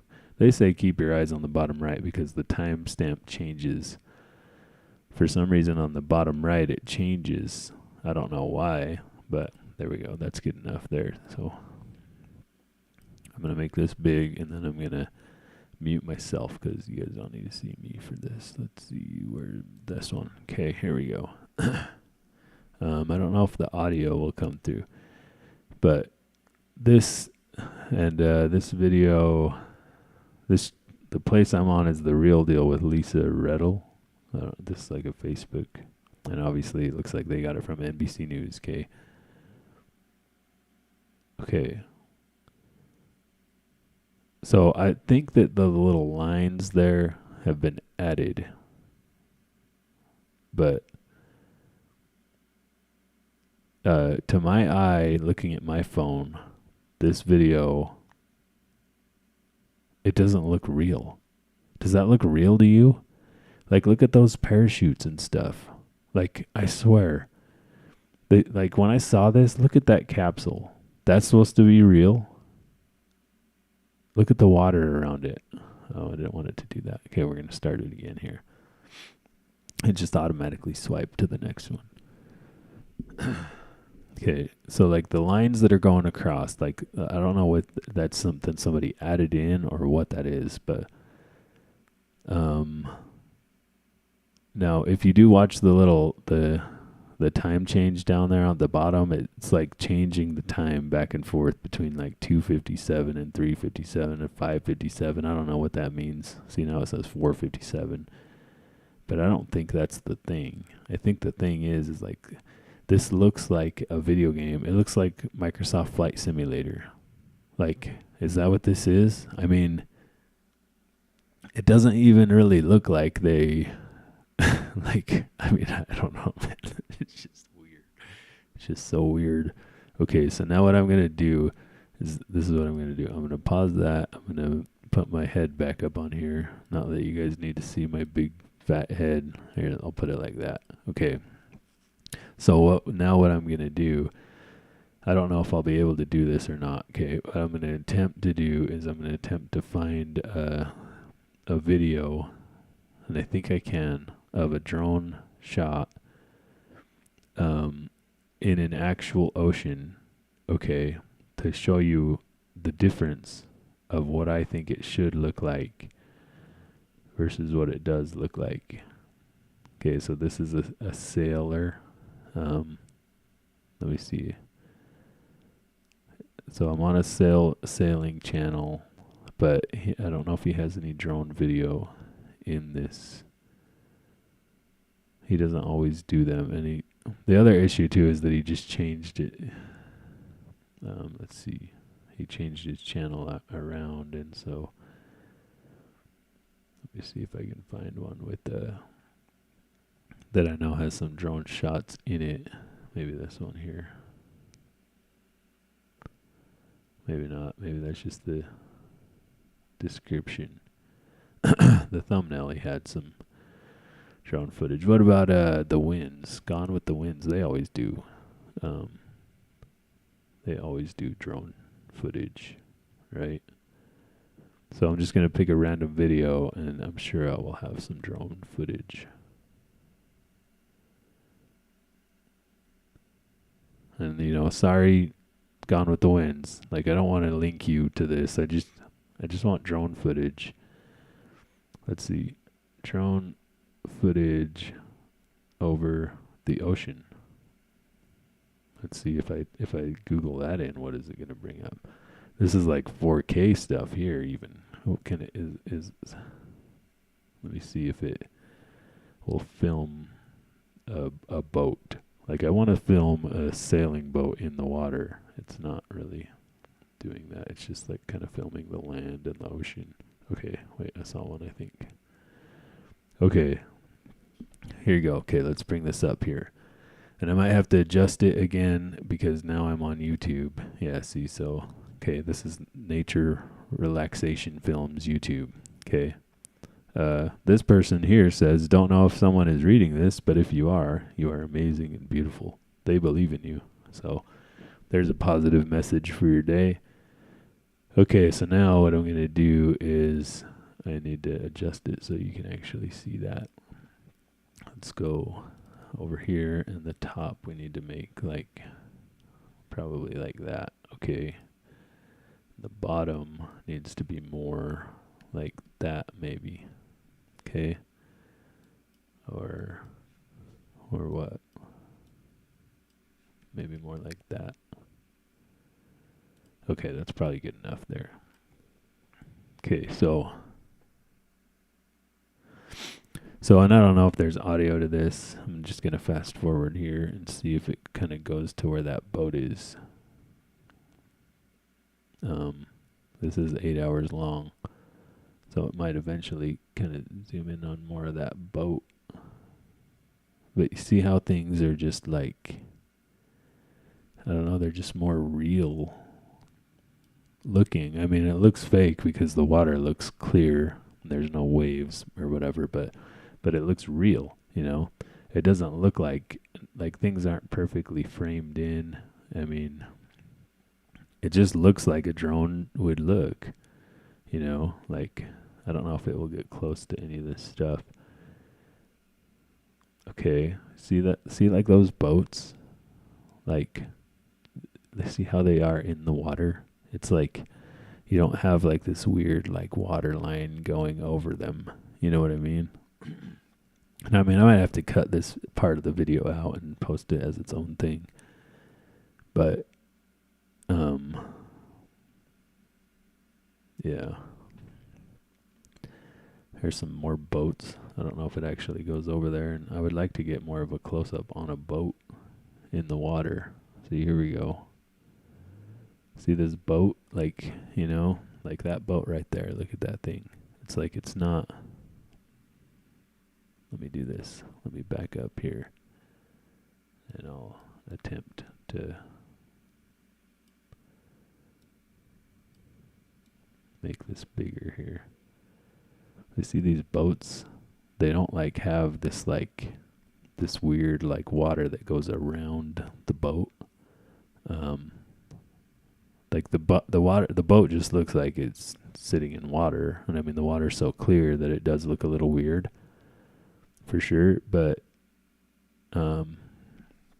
like those parachutes too, they look totally like the parachutes don't look real. And I mean, is it like I don't know what's going on with that video, but it, you know, like look at this boat that's causing a wake.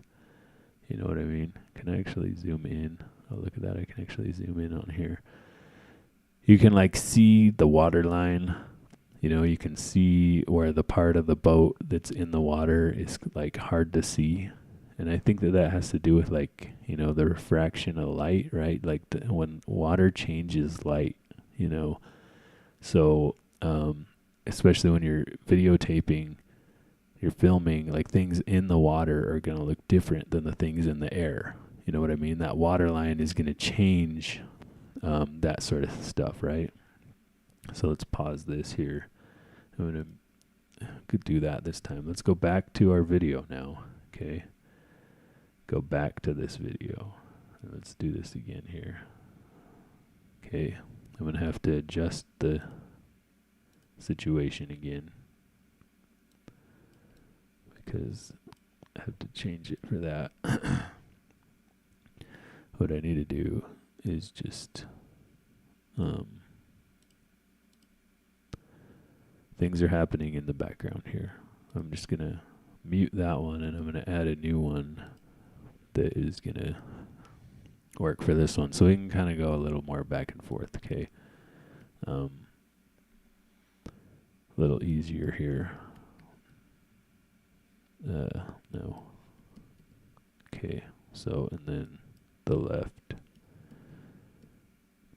And I'm just putting a crop, just cropping this out is what I'm doing. So, just so that it's a little, you know, it's like sort of zoomed in. It's the way this is framed on Facebook. It, you know, it doesn't really totally work that well for what we're trying to do here. Okay, so remember what that other video looked like. Okay, now look at this again. Side by side comparison. Does that look real to you?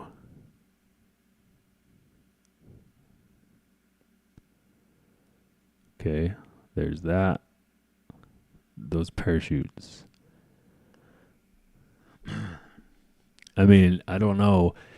You would think with it being NASA, they have a lot more money than that YouTube channel. Whatever they're using to film this. I mean, is this supposed to be real? Is this supposed to be an animation? Because it looks like an animation. I don't know if in the original video, I think they're talking about it like it's real, you know? But maybe it was supposed to be an animation. Maybe it is an animation, and they're not playing it off like it's real. I can't remember what the audio is like on this. Let me see if it...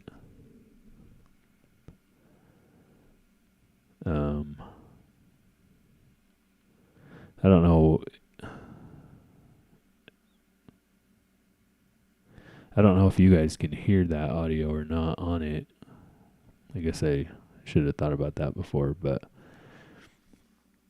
you know, I don't know if the audio is... Oh, it's not because it's turned down. Hold on, let me look at this here. Let's go to this. I just got to make sure this is set up correctly, because what I want to do is send it through my headphones too. And okay, let's push play now. There we go. Okay, we have clapping.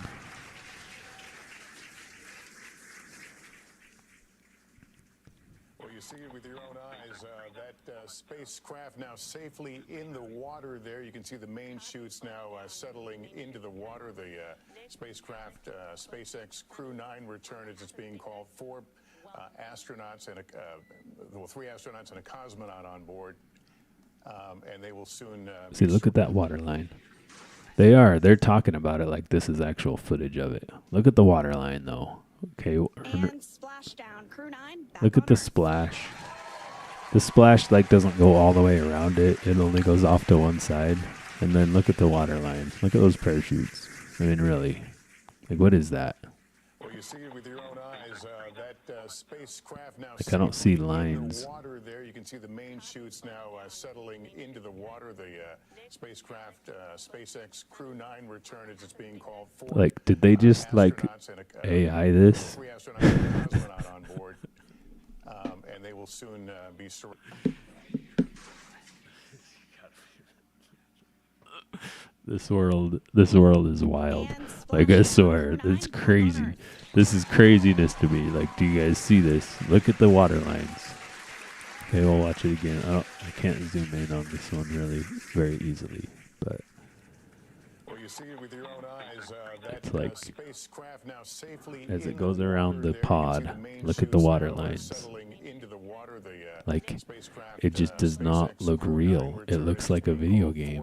for And that's how it looks on my astronauts phone and too. Just so you know, 3 it's astronauts not. and a This cosmonaut. isn't. It doesn't And look. they will soon be surrounded. Let me turn that guy down. It doesn't look like that because of whatever I'm processing it through here. That's how it looks on my phone.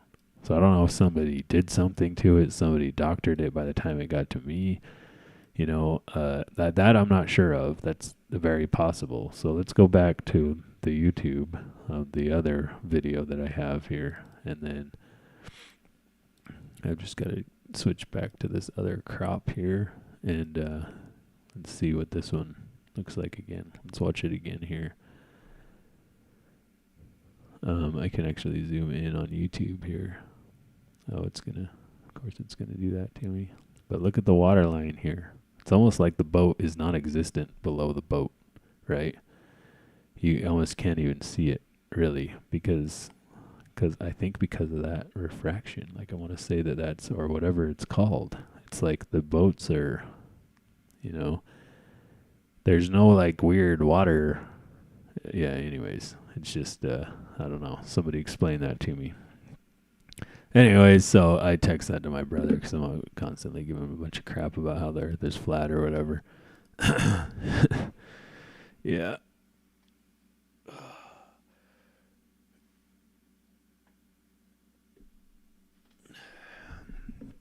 Why did I lose my PS5 audio? Oh, there it is. Anyways, so there's that.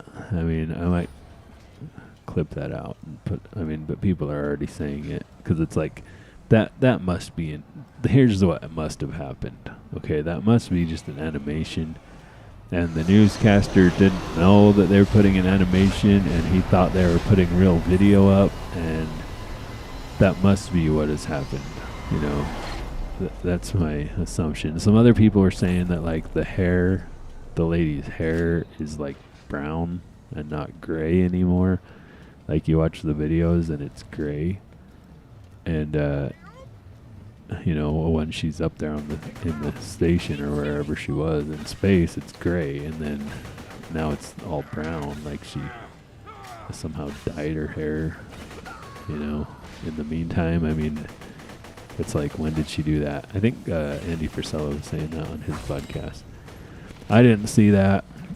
I haven't seen that video yet of I've just been super busy. Like, yesterday I worked like 16 hours, so you know, it's just been, and I've been working on this other podcast episode. So, but yeah, so tell me that video there is that's an animation. It's got to be. I mean, you know, it's like, you know, I film things, and I have filmed things for a long time, and have made YouTube channels and stuff, and obviously I've watched and consumed a lot of this stuff. You know, like I said, I've seen sailing videos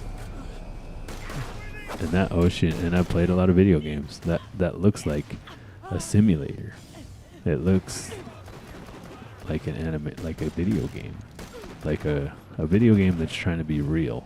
Like, not like this style of video game. Obviously, this video game is not trying to be real. It's meant to be cartoony, you know, and it is.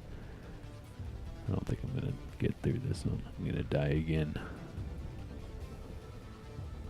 It's meant to be cartoony, and it is, and so, but even this has like crisper lines than that does. So look at the video on my face. This is a 1080p camera. Okay, now like I know it's shrunk down, and I'm sending this out at 1080p. So the whole frame is 1080p. That's going to YouTube. Okay, but look at the crispness, you know. I don't have all the lights on, so I have some light noise in here. You see this like fuzziness in my jacket? That's light noise, because it's noise that the camera's picking up because it doesn't have enough light to work correctly. Because in the mornings I'm down here alone, I only turn on half the lights. It is what it is. I'm trying to put myself in a little corner here, so when I do this, you can't really tell. It's not that big a deal, but look at how crisp it is, right? Now, this camera is probably 12 years old or something like that. It's not on a drone. It's not on a NASA drone. It's not a NASA camera or a news camera. They would call this it would land in the semi-professional world, you know. Back then it's like I think it's a Panasonic. I can't remember. But, you know, when I bought it, it was good, and it still is good. It works well for what we use it for and everything. But anyways, it's not professional. So explain it to me. They're out in the world too. That's another thing, is that I've always been able to get way better looking footage in places like that than I have you know, in a room with not the right light. It looks like it's totally sunny there. You know, were they able to cruise out to where it was going to land with the ship or something, and then launch the drone off and then film it? Did like the dude just miss the shot? Like maybe the drone flew into the ocean, and they're like, well, just put this animation up and call it real. You know, like, I don't understand it. I don't get the news. To me, is just like, I just don't get their idea or thought process at all. Other than the only thing that makes sense is just the controlling of everybody, you know, because yeah, that's a whole nother thing. But yeah, if you know why that video looks like that, let me know. You still think that thing, like, I know at least that video has got to be an animation.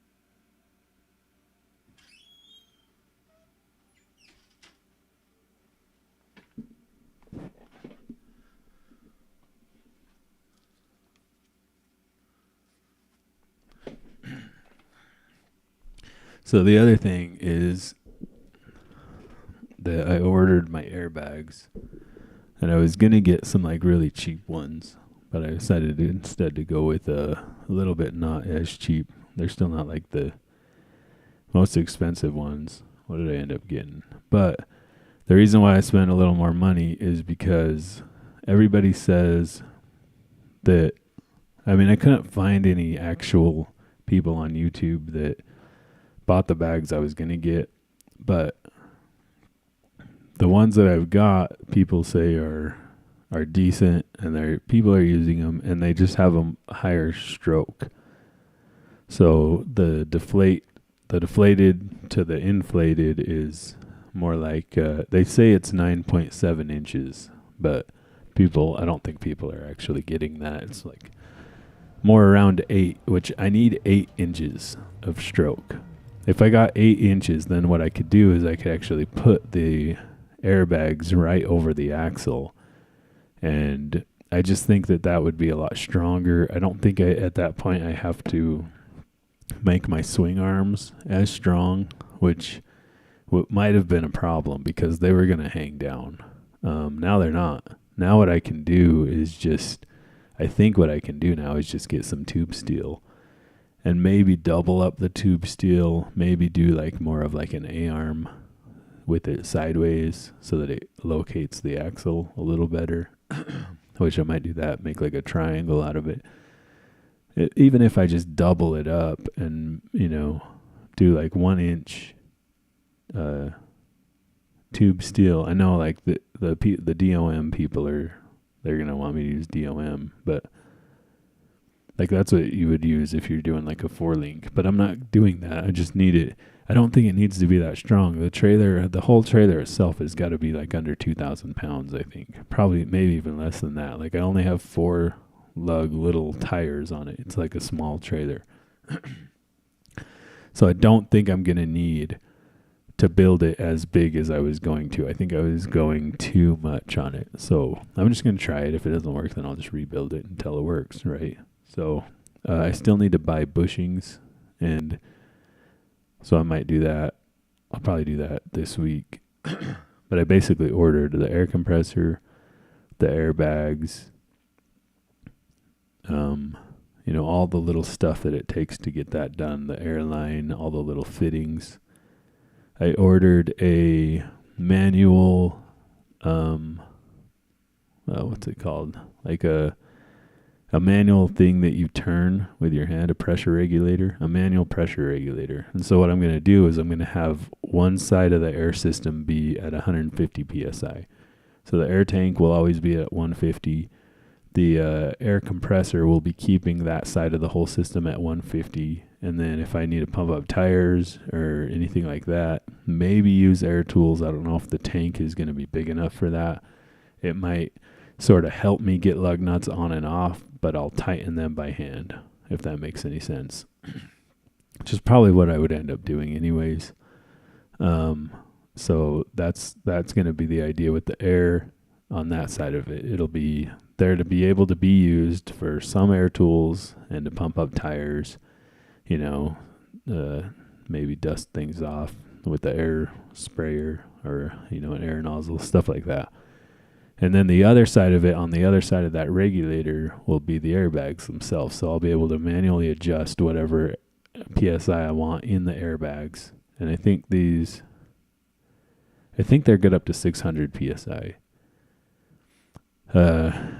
I can't remember because I looked at a couple different ones, but basically they're not going to be over 150. And it looks like they're probably going to be more like 90 all the time or less, just whatever makes them, pumped up to the right height that I need. And then I'm not doing shocks. I'm not planning on doing any shocks right now. If I go test the thing and it's too bouncy, then I'll put shocks on it.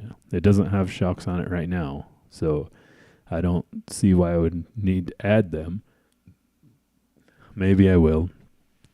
And if I do, I'll just put them straight up and down, on the situation. I'll get ones that are long enough to take up the stroke, so when it collapses, I don't have to do anything with them. So basically, I'm just going to build, I already have an existing cross member that I'm going to hang the front part of the swing arm off of, and I might just box it in better and make it stronger, but I'm just going to use it. And then on the bag side, I bought mounting brackets that I'm just going to weld to the frame and weld to the arm on the bottom side. And so then you just bolt the bags to that. So that's all going to be pretty easy to do. I'm probably going to build in a cross member that's going to go over the bags to help strengthen that area.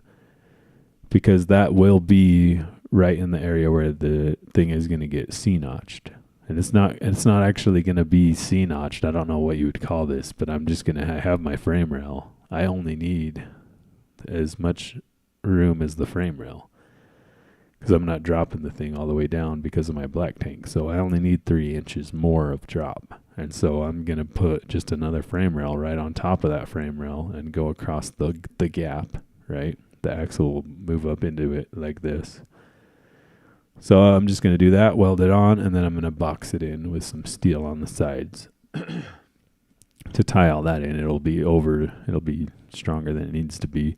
And then on the side of that frame is where the top bag mount will probably end up being. And it, if the height will allow it, which now that I think about it, it actually probably won't. So I'm probably going to have to stack another frame on top of that to mount the bag to. So, but I'll figure that out when I have the actual bags, and I'll lay it all out and then measure exactly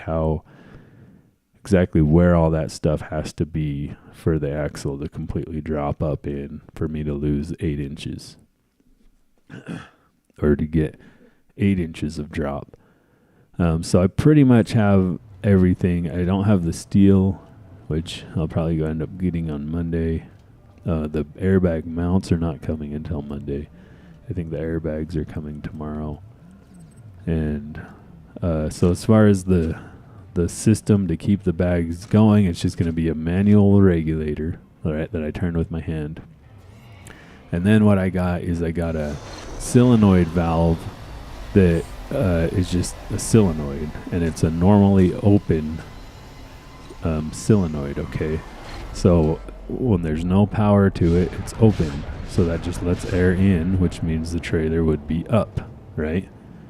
So what I'm going to do is, and I don't know if this is going to work or not. The solenoid was pretty cheap, but here's what my plan is that I already have a little remote, a handheld remote that just goes to a relay. I'm just going to hook that relay up to that solenoid, and I'm just going to that'll hit the button, it'll hit the relay, it'll turn the solenoid on, and then the trailer will dump the air out of the bags. I'll also have the option to turn that regulator. And so here's the thing though, is like I can just dump the bags with the button. But the issue there that I see is that now that solenoid is going to be engaged and electrified that whole time, right? Okay, I think I need to not go out there this time. I feel like there might have been another thing in that other area that I didn't do, like over here, like this. Or maybe I did it and I forgot. I don't know.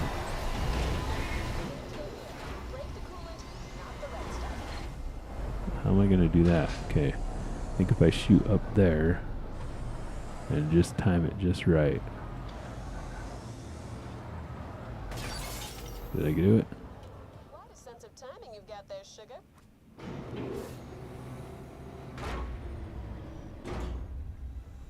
I don't think I did it. Is it going to let me do it again?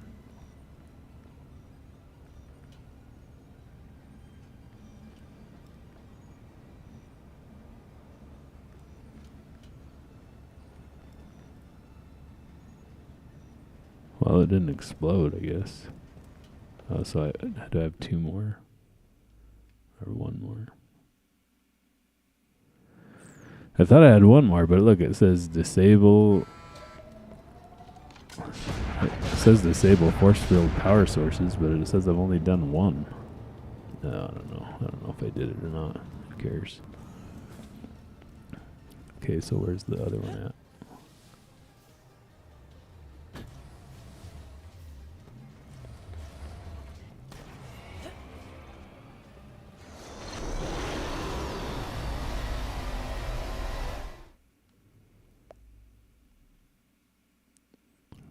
Guess I'll have to go down here.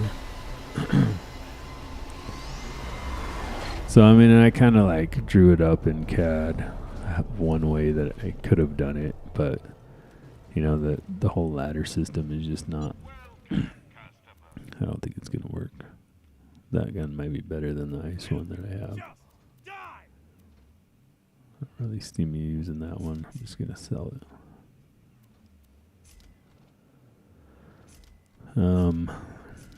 Yeah.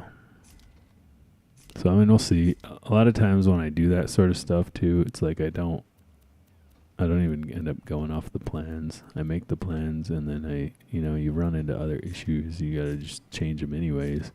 So usually I don't even make plans, but I was just doing it, because I was bored and could make YouTube, which is what I did. But also, like, I still might go through and draw the rest of the thing out just to make a little toy of it, And Milo said he wanted that, so I'll make him a little toy trailer. He already has a little truck that I can just adapt it to make it so the truck will tow around the trailer. Let's see what this gun's all about. This pistol. I wonder if anybody's gonna wake up. Usually they wake up around now.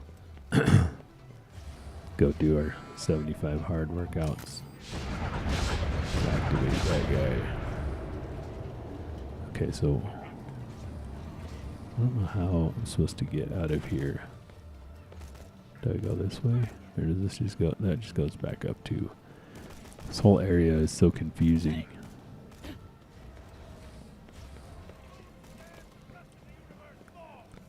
So I gotta go back in the middle. And it did alright.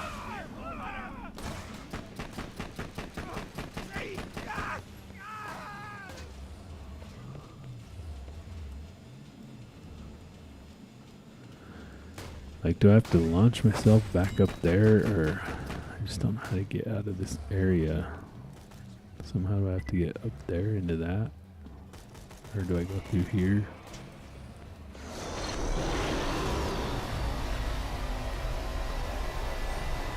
Is this where I just was?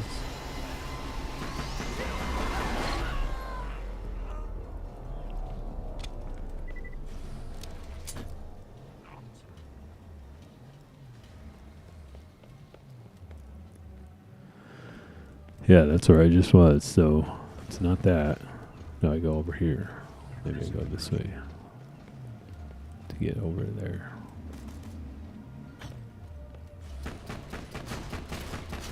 Come on, auto aim. Guess I can't auto aim on him when he's cloaked up like that, maybe.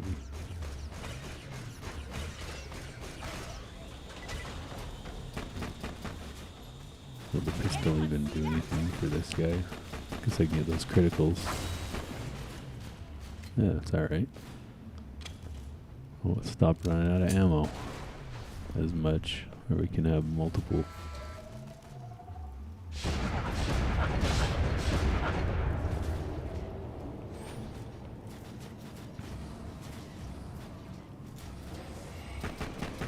Noob. Get a critical on this guy too.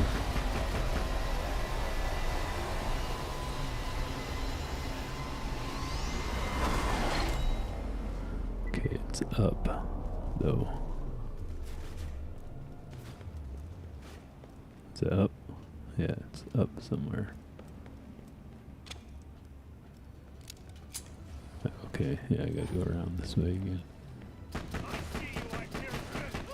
Yeah, this pistol is pretty good. Maybe I'll stop dying now. But yeah, I mean, so that's what I'm going to try to do this week is just build it. I wanted to be a lot further, but it is what it is. Hopefully by May, this thing will be fully done. So that means I got to get this built, get the back deck built, and then get the thing painted. Then I still have the floor in the bathroom, and that really shouldn't be that big a deal. I got the latch for the door too. Okay.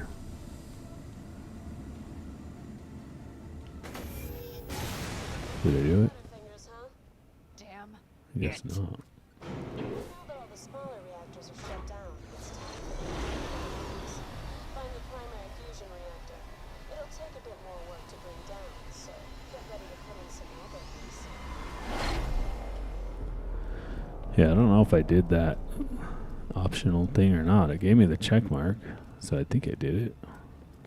But why does she say Butterfingers? Like, her reaction doesn't seem correct. I don't know. I'm supposed to jump out this window over here again.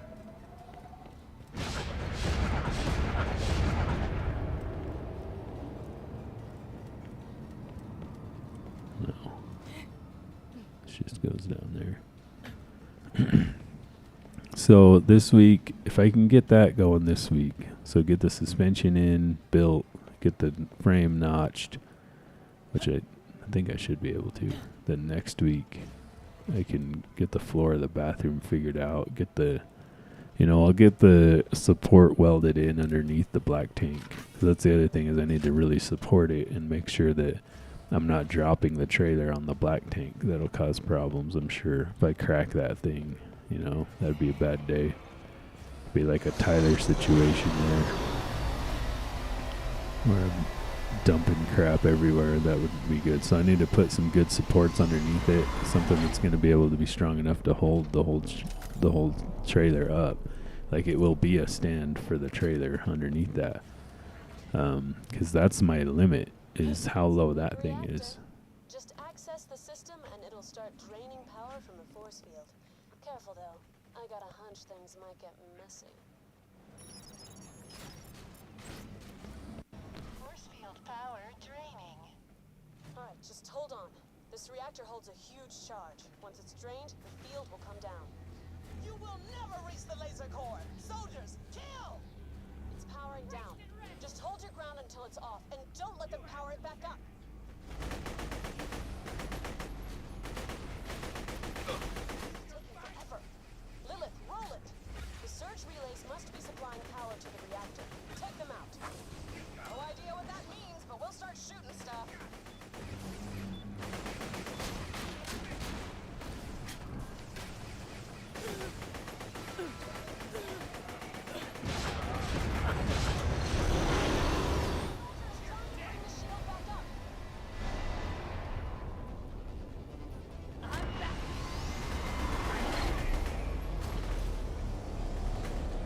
Nothing can get through my shield. The soldiers made it to the reactor.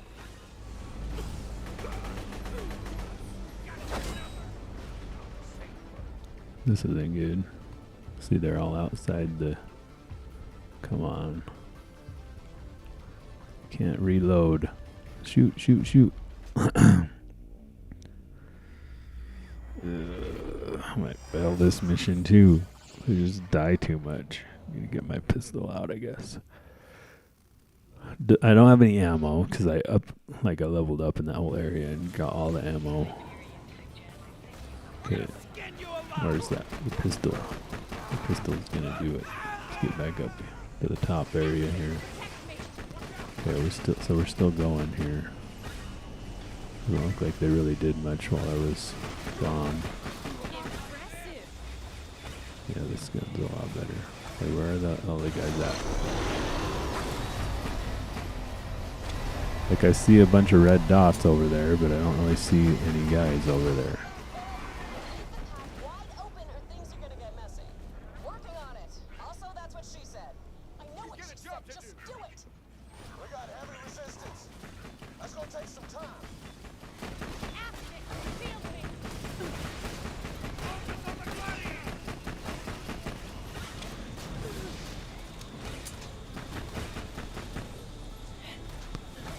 Yeah, this area is going to be hard to clear out because they're just going to keep coming probably the whole time. Slow it down again. Come on. You can't get rid of me that easily. Be easier with this pistol though. As long as I can sort of have guys to get. Okay. Defensive stance.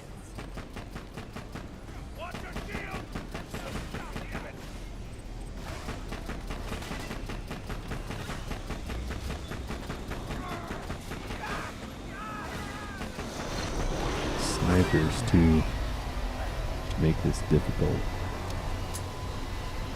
What does that red thing mean? Does that mean that I'm losing? So I'm down in the red. Jeez. Do your work. Ouch! Need more ammo. Oh, that's not good.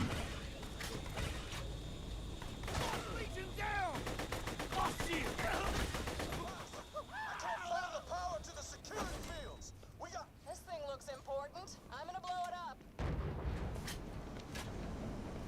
I am it. The way to the laser is open. I'm coming down.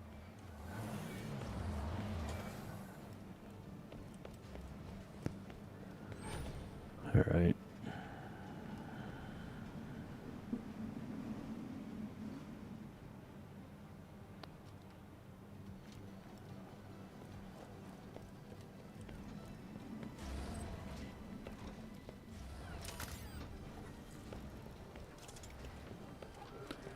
So yeah, I think I'm gonna try to just go with just like a swing arm that's just like one or two square tubes and see what that looks like. If it looks like it's stressing it out a lot, then I'll add strength into it until it seems solid, and then that'll kind of be the plan. But I think the current suspension is the leaf springs. They're not like super thick, so I think it'll be strong enough. The weight is really going to be going from the frame through the airbag onto the axle. These swing arms are just sort of there to like locate the axle, right? So they don't really need to be the way I was going to build it before with the shorter stroke. They were going to have to be a lot stronger because the weight was going to be going through the swing arm. But now that the airbag is going to be right on top of the axle, I think most of the force is going to be through the airbag. So, which I think, which I don't have to worry about as much. They're 2,500 pounds each. And so theoretically, the whole trailer should be able to be on one airbag. So they're going to be overbuilt. The airbags and all that is going to be the strongest part, and that's where all the forces are going to be. So I don't think that I need the swing arms to be that overbuilt like I was going to. So basically all I need for the swing arms is I need U-bolts to attach them to the axle, unless I just weld them on. I mean, it's a possibility, but I'll probably just U-bolt them. And then I need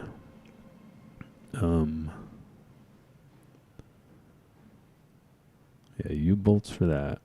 Will I be able to use U-bolts? Because now that I'm putting the bag on the axle, I don't know. I'll have to figure that out. But then the other thing that I need is bushings. And I was going to just build them. But I found some online that are like $30 and they come with brackets, so they're like weld on.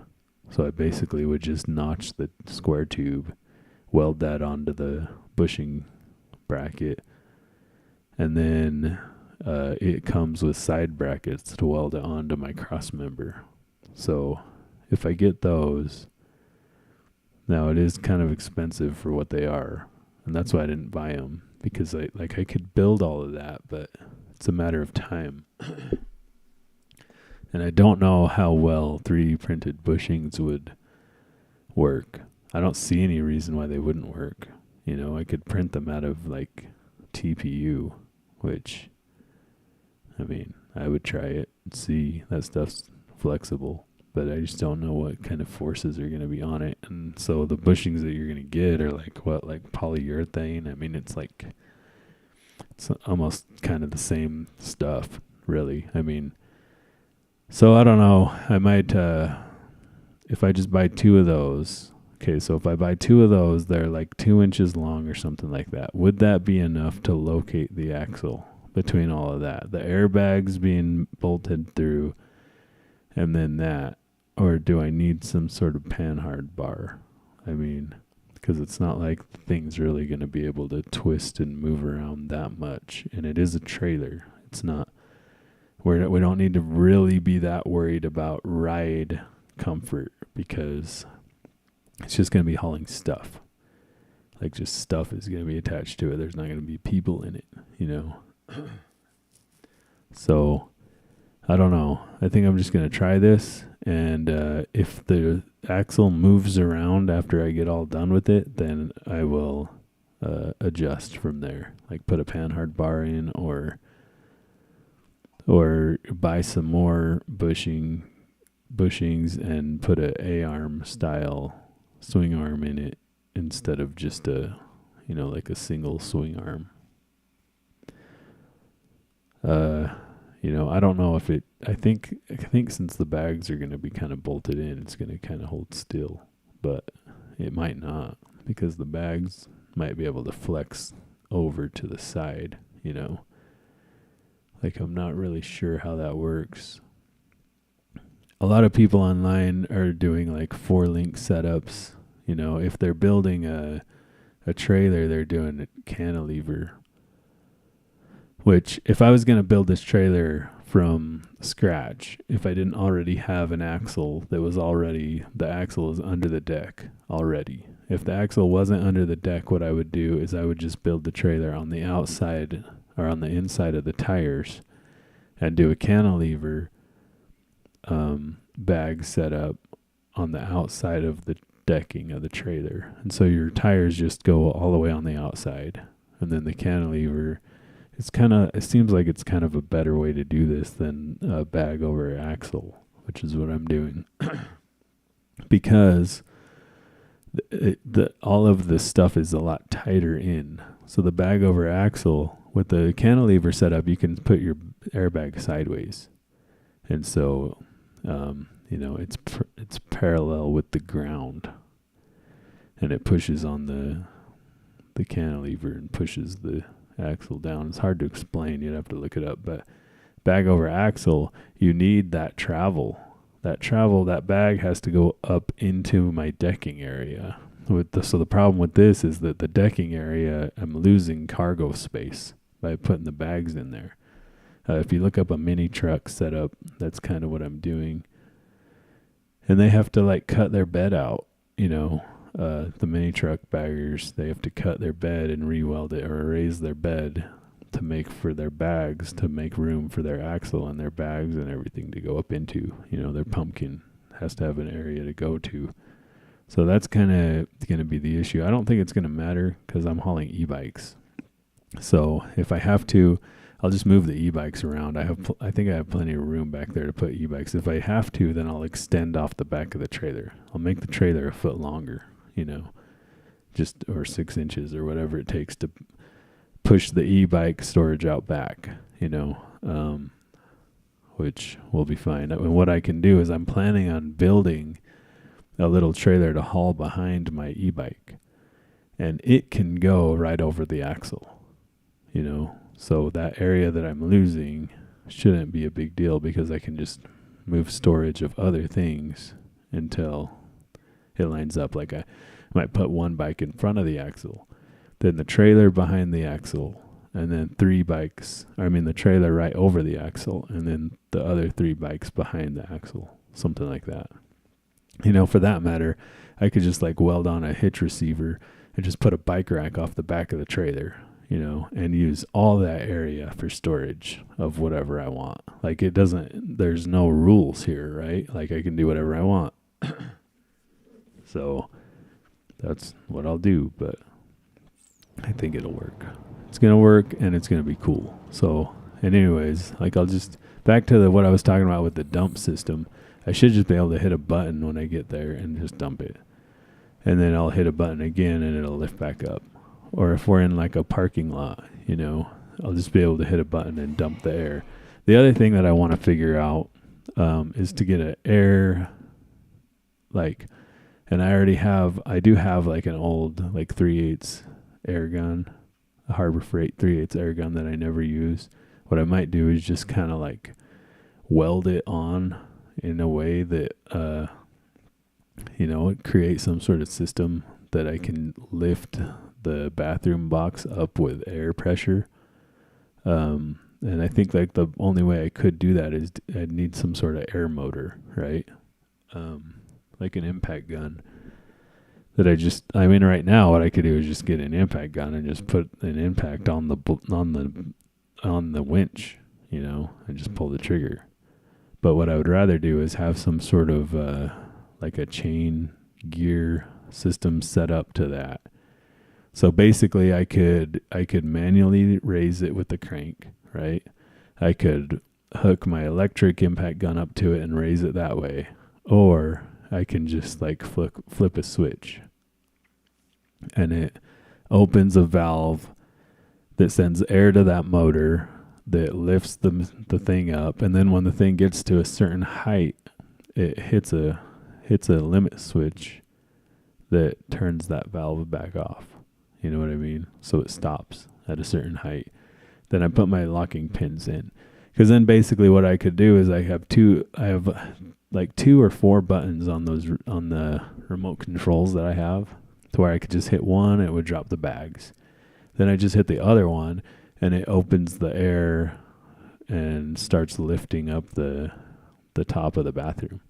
And so basically, because of this air system, I should be able to set it up to where the thing just is more automatic, you know. You stop where you're camping, you drop the trailer off the truck, you know, you go over, you pull your pins, you hit your button, and the bathroom sets itself up, essentially. You go back over, you pin the top for safety, pin it so it can't fall on anybody, and, you know, put the bottom door on.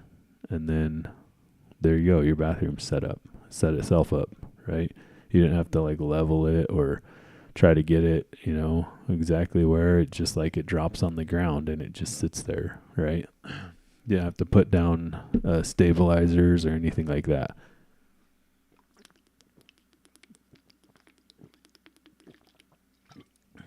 That would be ideal. And you know, this is kind of like a tent trailer, but not. I wonder if we could like, you know, if I could hone in these systems, I could build sort of a better situation. I mean, I could build a better tent trailer, you know. I could build a whole, instead of only having a box on the front, I could build it to where the box goes all the way across the back. And, you know, it has like a bed in the back and a bathroom, or build it a little bigger so that it's, you know, and it just drops. You know, you could have it to where, like, you don't have to ever deal with stabilizers, you know, or even leveling your trailer. Like, for that matter, you could put actuators on stabilizers, air actuators. I mean, maybe, I don't know how much those things will lift, but if you could put air linear actuators on, you know, stabilizers, you could just sit there and hit buttons until your trailer's level. Like, you know, drop each corner. I guess they do that with hydraulics. You know, an idea I had was to build these trailers and sell them. But I don't know. Maybe eventually I could build and sell trailers. Because I could do it, and, you know, you could customize them out for people. Like, maybe people want to just go, like, overlanding in their Jeeps, you know, and they sleep in their rooftop tent, but they just want a bathroom. And so you just make a little bathroom trailer. Like, maybe that's all they want on it. They don't want anything else, just a bathroom. Like, how easy would it be to you know, get those out? Like, you know, how much could you sell a bathroom trailer for? Let's get going. If I could sell it for $1,000 or for $2,000, and I could spend $1,000 on it, and then a week's worth of work, I could make $1,000 a week. I mean, I don't know if I could do it that fast, but I probably could, especially after this one, you know. Now knowing what I know, and if I could get better at sheet metal work, and because that's the other thing, is I've been building this thing as strong as possible. Like, it's overly strong for what it is. I'm kind of going the opposite way of the way I usually do things, which is I just get by. I'm like not getting by. I'm like, I built the whole thing out of 20 gauge sheet metal, So 20 gauge sheet metal and then inch square tubing is the whole situation. The top box is built out of that. The bottom box, all the walls on the bottom box, which I was going to do plastic on, I didn't. I did 20 gauge sheet metal. So, I didn't fully weld the bottom box walls on. I just tacked them on all over the place. Did some like inch long welds here and there.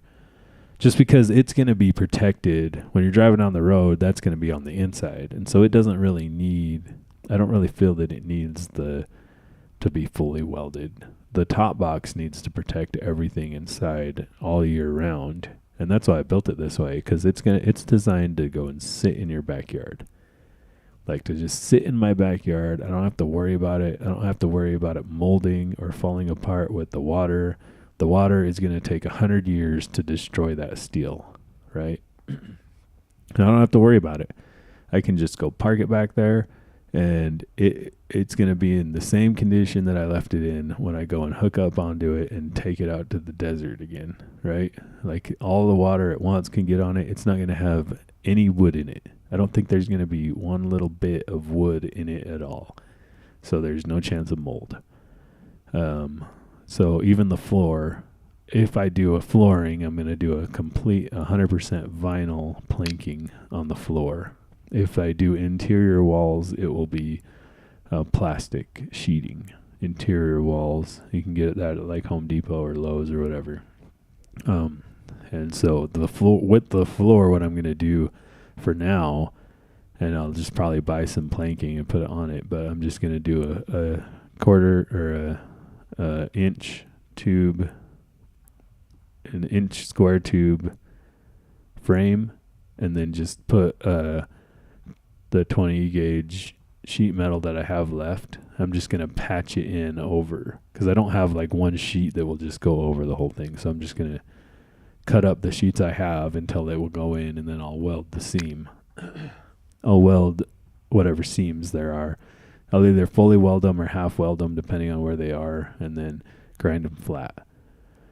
So, and then what I'll do is I'll paint the whole floor with Raptor liner.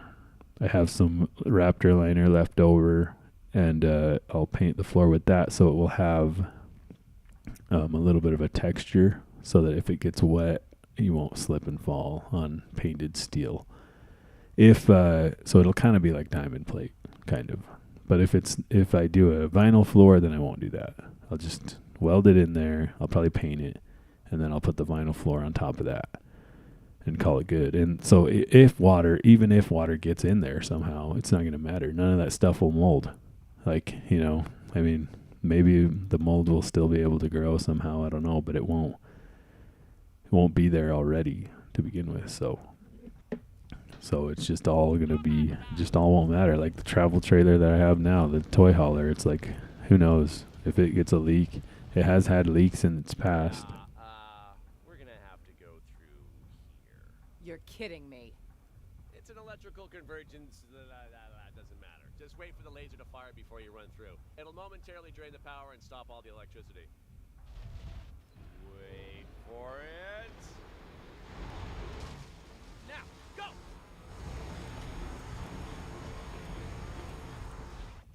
Oh man, I hate that thing. Wish the laser didn't need it. Or that they hadn't built it like an enormous death trap. Yeah, so if I can get the suspension done this week, the floor done this week, I'll be pretty good. Suspension on the floor. It's locked from the other side. Thanks, Sarpedon. We're gonna have to take the long way around. Let's hit the elevator and go topside. The suspension and the floor, that would be a good goal to get done this week. And so basically I can start working on the floor today, because I don't have all the suspension stuff. I'll order 2 bushing kits, so that'll be another $60. But that will save me a lot of time and effort, because I'll just be able to weld them on, and then I'll strengthen the one cross member that those are going to weld to. I could do that today too, or tomorrow. And then I'll need U-bolts, so I'll have to order those. I mean, I could probably get those from the State Trailer Supply too, and then just build my arms, swing arms that go down, and then all the airbag stuff. So what I need to do is, since the airbag stuff isn't coming till Monday, I need to get that floor in and the toilet located, and the black tank I need to do a vent on. I need to do a vent, and I need to patch a hole, because I already cut a hole for this black tank in a different situation that didn't work out. So I need to patch that hole, make a new hole, and then make a vent hole. The other issue that I have is I don't know what to do with the vent, because I can't really send it up through the roof because the roof moves, you know. So I think I'm just going to pipe a vent out and kind of like 90 it up in the middle of the trailer, and it just is what it is. If it smells, it smells, I guess. I mean, you know, it needs a vent. The other thing I could do is have it vent out of the, you know, just vent out of the toilet. Just whenever we go to dump it, rig up some situation that opens the toilet, and then it uses that as the vent. But then it's just going to make it really smelly in the room, which it shouldn't be a big deal at that point, but it might be. Like, we might be storing gear in there while we're traveling. Things like the tent. I don't have a place necessarily for the tent in the truck. Like, what I have the truck set up for is clothes and bedding and kitchen. Okay, and then what I'm going to have the trailer set up for is possibly the fridge, because the fridge couldn't really fit in the truck. So I'm thinking the fridge is going to end up on the tongue of the trailer, and then we'll just move it to the truck when we get there. But it'll ride on the trailer, or the fridge might ride in the bathroom while we're on our way there. But what I think I would rather do is just have the fridge be on the tongue of the trailer.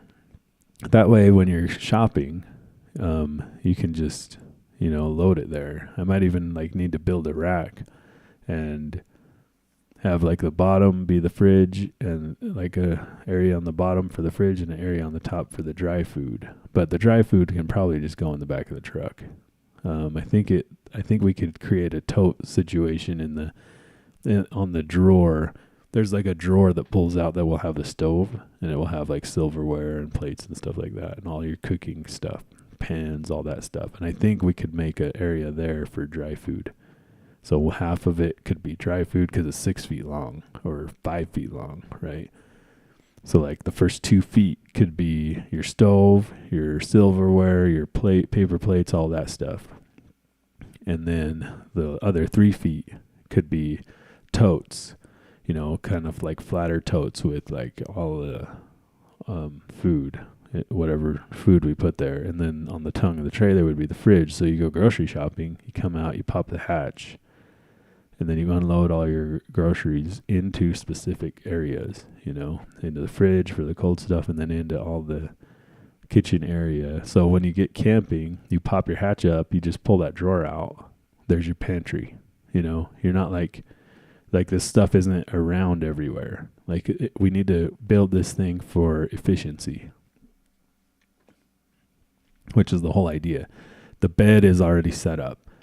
So basically, we're not doing a rooftop pod for the kids anymore. I just have given up on that whole idea. It was what it was. It is what it is. I think what I might do with that pod is go screw it to my tree outside, and they have a tree house now.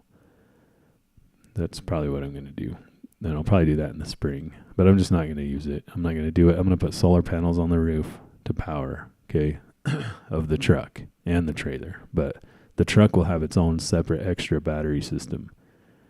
And then so the bed situation, what I'm going to do is one of the kids is going to sleep across the middle bench seat of the Suburban, and the other kid is going to sleep across the very front seats of the Suburban. And I'm just going to I'm going to get some padding and custom cut them so that they create a bed in the front that actually goes over the center console. So one of the kids is going to be kicking the steering wheel, and the other kid is going to be in the middle. And then we sleep the other way across the back platform that I built I think that should work pretty good. So, you know, the other option that they will have and they can choose is this, that they can sleep in the tent. So it's a truck tent. It attaches to the back of the truck, and so the hatch actually opens up inside the tent, and it works really well. Like we used it last year when our truck broke, and it worked well. Everybody was happy with this setup. So, and I think the main thing is that if we just stay clean and everything stays where it's supposed to be, and you know, a place for everything and everything in its place, then we have a lot better time in this situation. So then we have the e-bikes to go look at things and see things while we're camping, so we're not just bored in camp all day. And then we have an efficient overlanding style setup or teardrop style setup of a kitchen. Oh, I forgot to mention too, the bed platform that goes above the kitchen actually hinges up.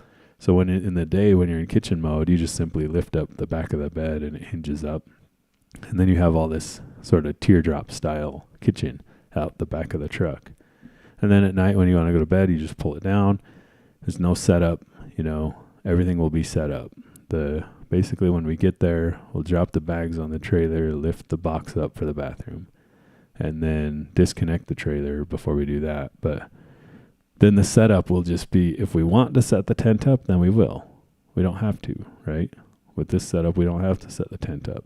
But if we want to, if the kids want to sleep in it, then we will. Like, you know, the awning on the truck, we can set that up. But the beds the foam for the front two beds will just sit on the back bed. We'll just simply move the foam over, roll out the sleeping bags for the kids.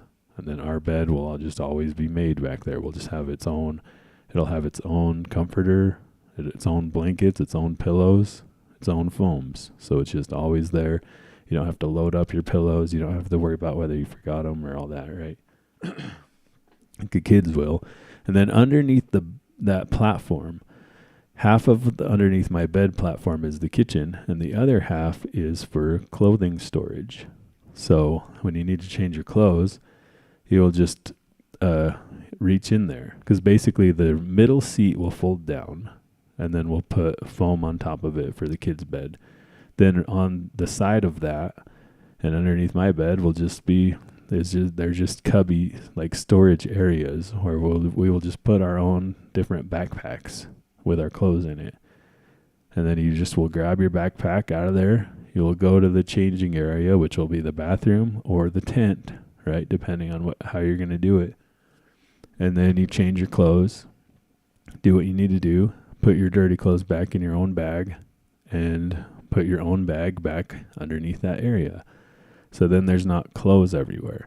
And this type of like camping just needs to be efficient. I guess they're all sleeping in today. None of them have come down here. Unless they just got up and started doing stuff without me. But yeah. So hopefully all that makes sense. If you want, if you're watching this and you don't know what I'm talking about, go to my other YouTube, GFP, and that's what it is called right now. And look up, should be a playlist. I think it's called In the Garage, where I go through the build. I filmed the build of the bed of this thing, but I haven't really filmed the build of the trailer all that much, because I've just been trying to work on it and get it done. And filming it adds a lot of time, and nobody watches these videos, so I just really don't I don't want to spend my time making videos that just for me. Like, I don't need necessarily these videos. I've been taking pictures, and then I post the pictures on Instagram and stuff like that. But I mean, the last month or two of building this has just been boring. It's just welding. I'm just welding and grinding, welding sheet metal to a frame and then grinding it off. And so it's not been really anything that people probably want to watch anyways. I mean, maybe they do, I don't know, but apparently they don't, because I don't get the views.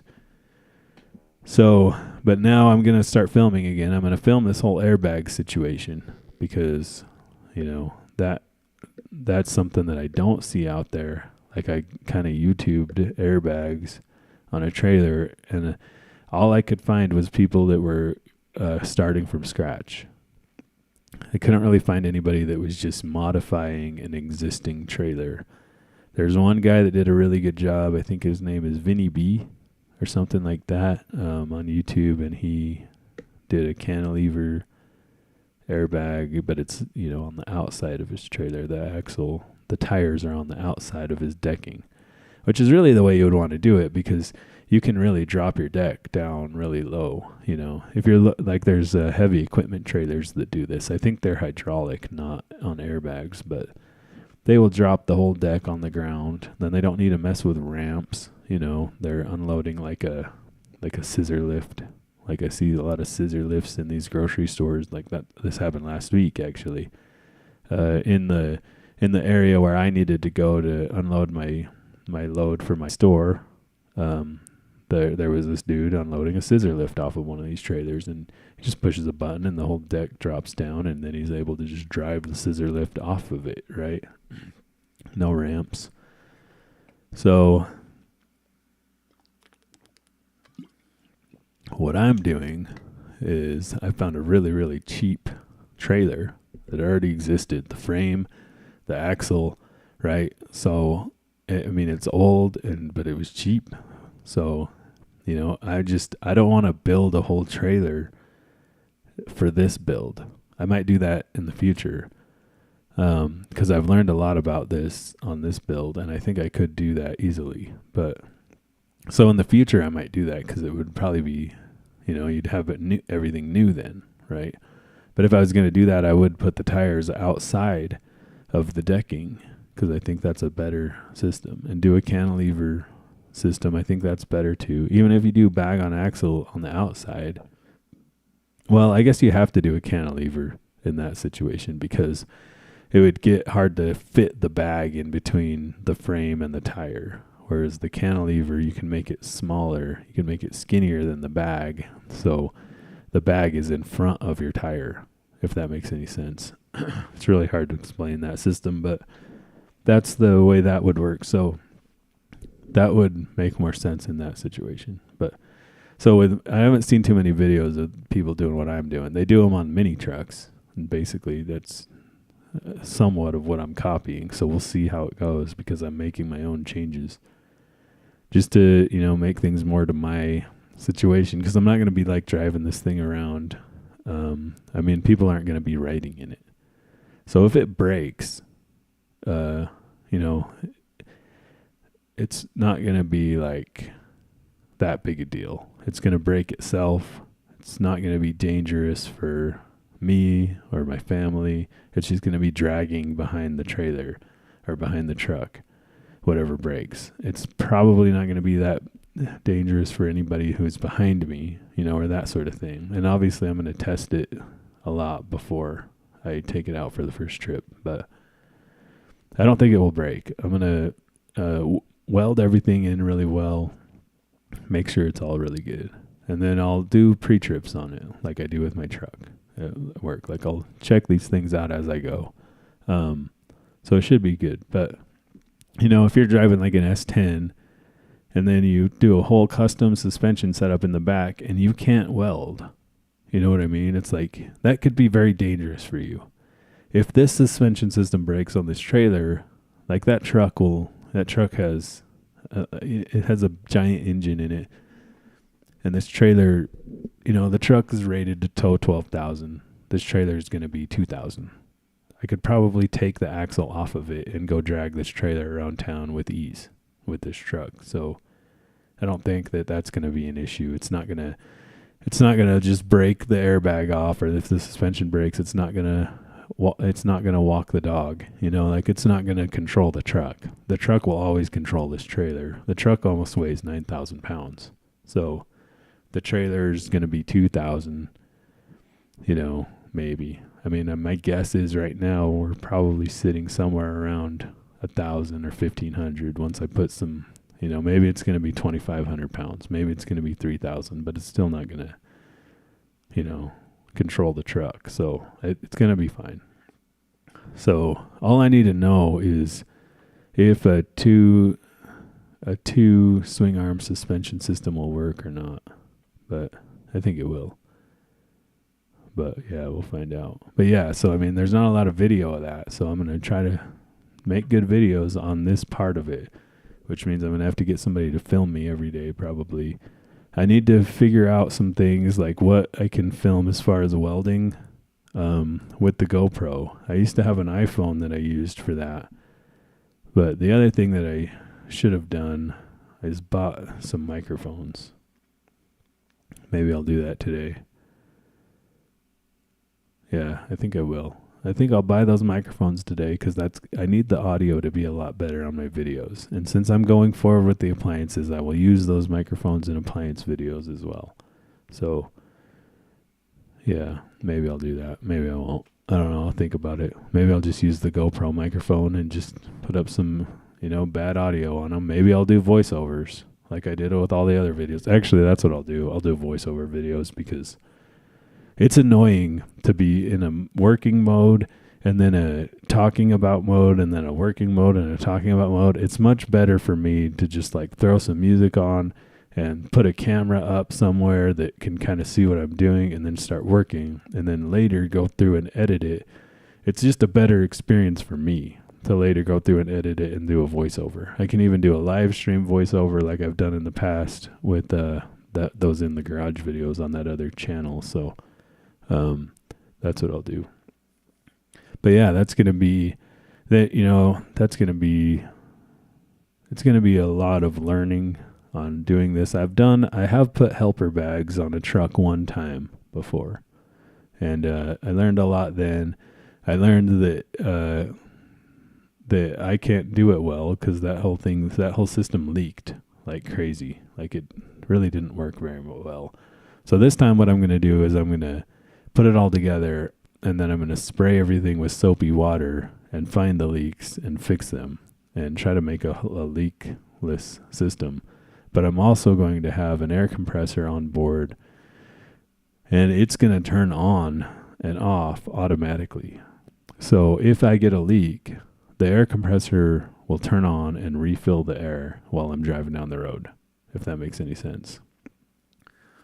I am going to have to I have my solar panel and charge controller for the trailer already, but I'm going to have to get a battery or batteries for it. I don't have any, and for that, I think I'm going to try to get, I actually do have a couple batteries that I have on that remote control wagon. I guess I could steal those for now, but they're not very big. So I would rather get lithium just so I don't have to deal with the water on the lead acid. Now, lithium has its own set of issues, but I think that's going to be a better way to go. Obviously, the cost is one big issue. I could get some sort of AGMs or something like that. Maybe I will. I don't know. But I kind of want the truck to have its own extra battery system, and I want the trailer to have its own extra battery system. And I need to decide how I'm going to size that because the fridge is going to move back and forth between the two, and the fridge needs to stay on all the time. Now, what I've been doing with this fridge, and it's been working more or less, is just using the truck battery. And it gets me through like a day or two just on the truck battery. But I've only done that a couple times, and sometimes it hasn't worked, where the fridge will get a little warm.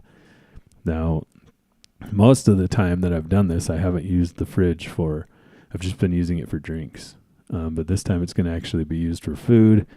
And so I need to build an electrical system that's good enough to run it for like at least 3 days. And if I have solar, that will help too. The last trip we went, I think it was the last one of these ones, ended up hooking the solar panel to the truck.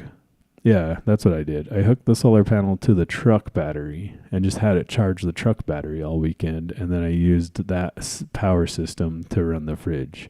But I just want some extra capacity in case the sun doesn't come out, that sort of stuff. Because I only have a 100-watt panel for this. I have another 2 panels on my toy hauler that will get pulled off of that, and I'll use that as well. So I'll probably put those on the truck, and then I'll just need another charge controller for the truck. So I want to have the trailer to have its own system because I may tow this whole situation out with a different truck or with the Prius. I've built this trailer, tried to build it small enough that the Prius can tow it. That's another thing. So if my truck dies, I'm still able to go camping sort of with the same situation. Like if we took the Prius, we could just put the tent in the trailer and we could put foams in the back of the Prius where that could be my bed, and then I could put the tent up around the Prius and the kids could sleep in the tent. I think I could actually do a full 4-person camping setup that would be still mostly comfortable with this setup. You would have a bathroom, you would have beds, they can put foams down on the ground in the tent, and you could save a lot of money on gas with that setup. And I've towed with my Prius, I've towed appliances around. I don't know if you would really get that much better gas mileage, but it's basically you lose gas mileage when you start towing with the Prius. And so me towing a light trailer around, I would lose like 10 miles a gallon. So it would go from 40 to 30, or from like 40 to 32. It'd be something like that. So, but gasoline's getting cheaper, and it's going to get cheaper. I'm not really worried about that. What I'm more worried about with this whole situation is speed. Like I want to be able to get to the campsite a lot faster. And then the other thing that I'm more worried about and what I'm trying to move towards is the equipment being quality, right? So the toy hauler is not a quality toy hauler. It's old, it works, but every time I take it out, stuff breaks. It's like constantly breaking. And so I'm constantly having to fix things, whereas this is built fully out of steel. It itself is not going to break. Maybe some of the systems will break at times, but that's just it is what it is, So, and then I also we're trying to switch from only doing 4-wheelers to doing 4-wheelers and e-bikes. So the e-bikes really, I just think, we're going to have a better time with it. Like we kind of have. The last time we went biking, it was a little better, but then the 4-wheelers, because they're just not loud, and we weren't even on e-bikes. We were on like pedal bikes. We're like out there pedaling through the desert, So I really think that, especially if I have a trailer, if I have an e-bike and a trailer, I'll be able to haul food, extra water, all that kind of stuff, first aid stuff, maybe extra batteries for the e-bikes. We can get out there and go 30 miles away from camp and see different things, and, it's just about getting out in the outdoors and stuff. And so I think that would help a lot, having a little trailer, and kind of the way that I want to build it. It will have one wheel. That's the other thing too, is this will open us up to more single track areas that we haven't been able to go before, because the 4-wheelers can't go into these single track areas. It does open up some risk with the kids and stuff. We kind of have that with the 4-wheelers too, but we had a side-by-side before this, so it's not very risky to go put the kids on a side-by-side. It's not as risky as like a 4-wheeler as far as their safety, right? So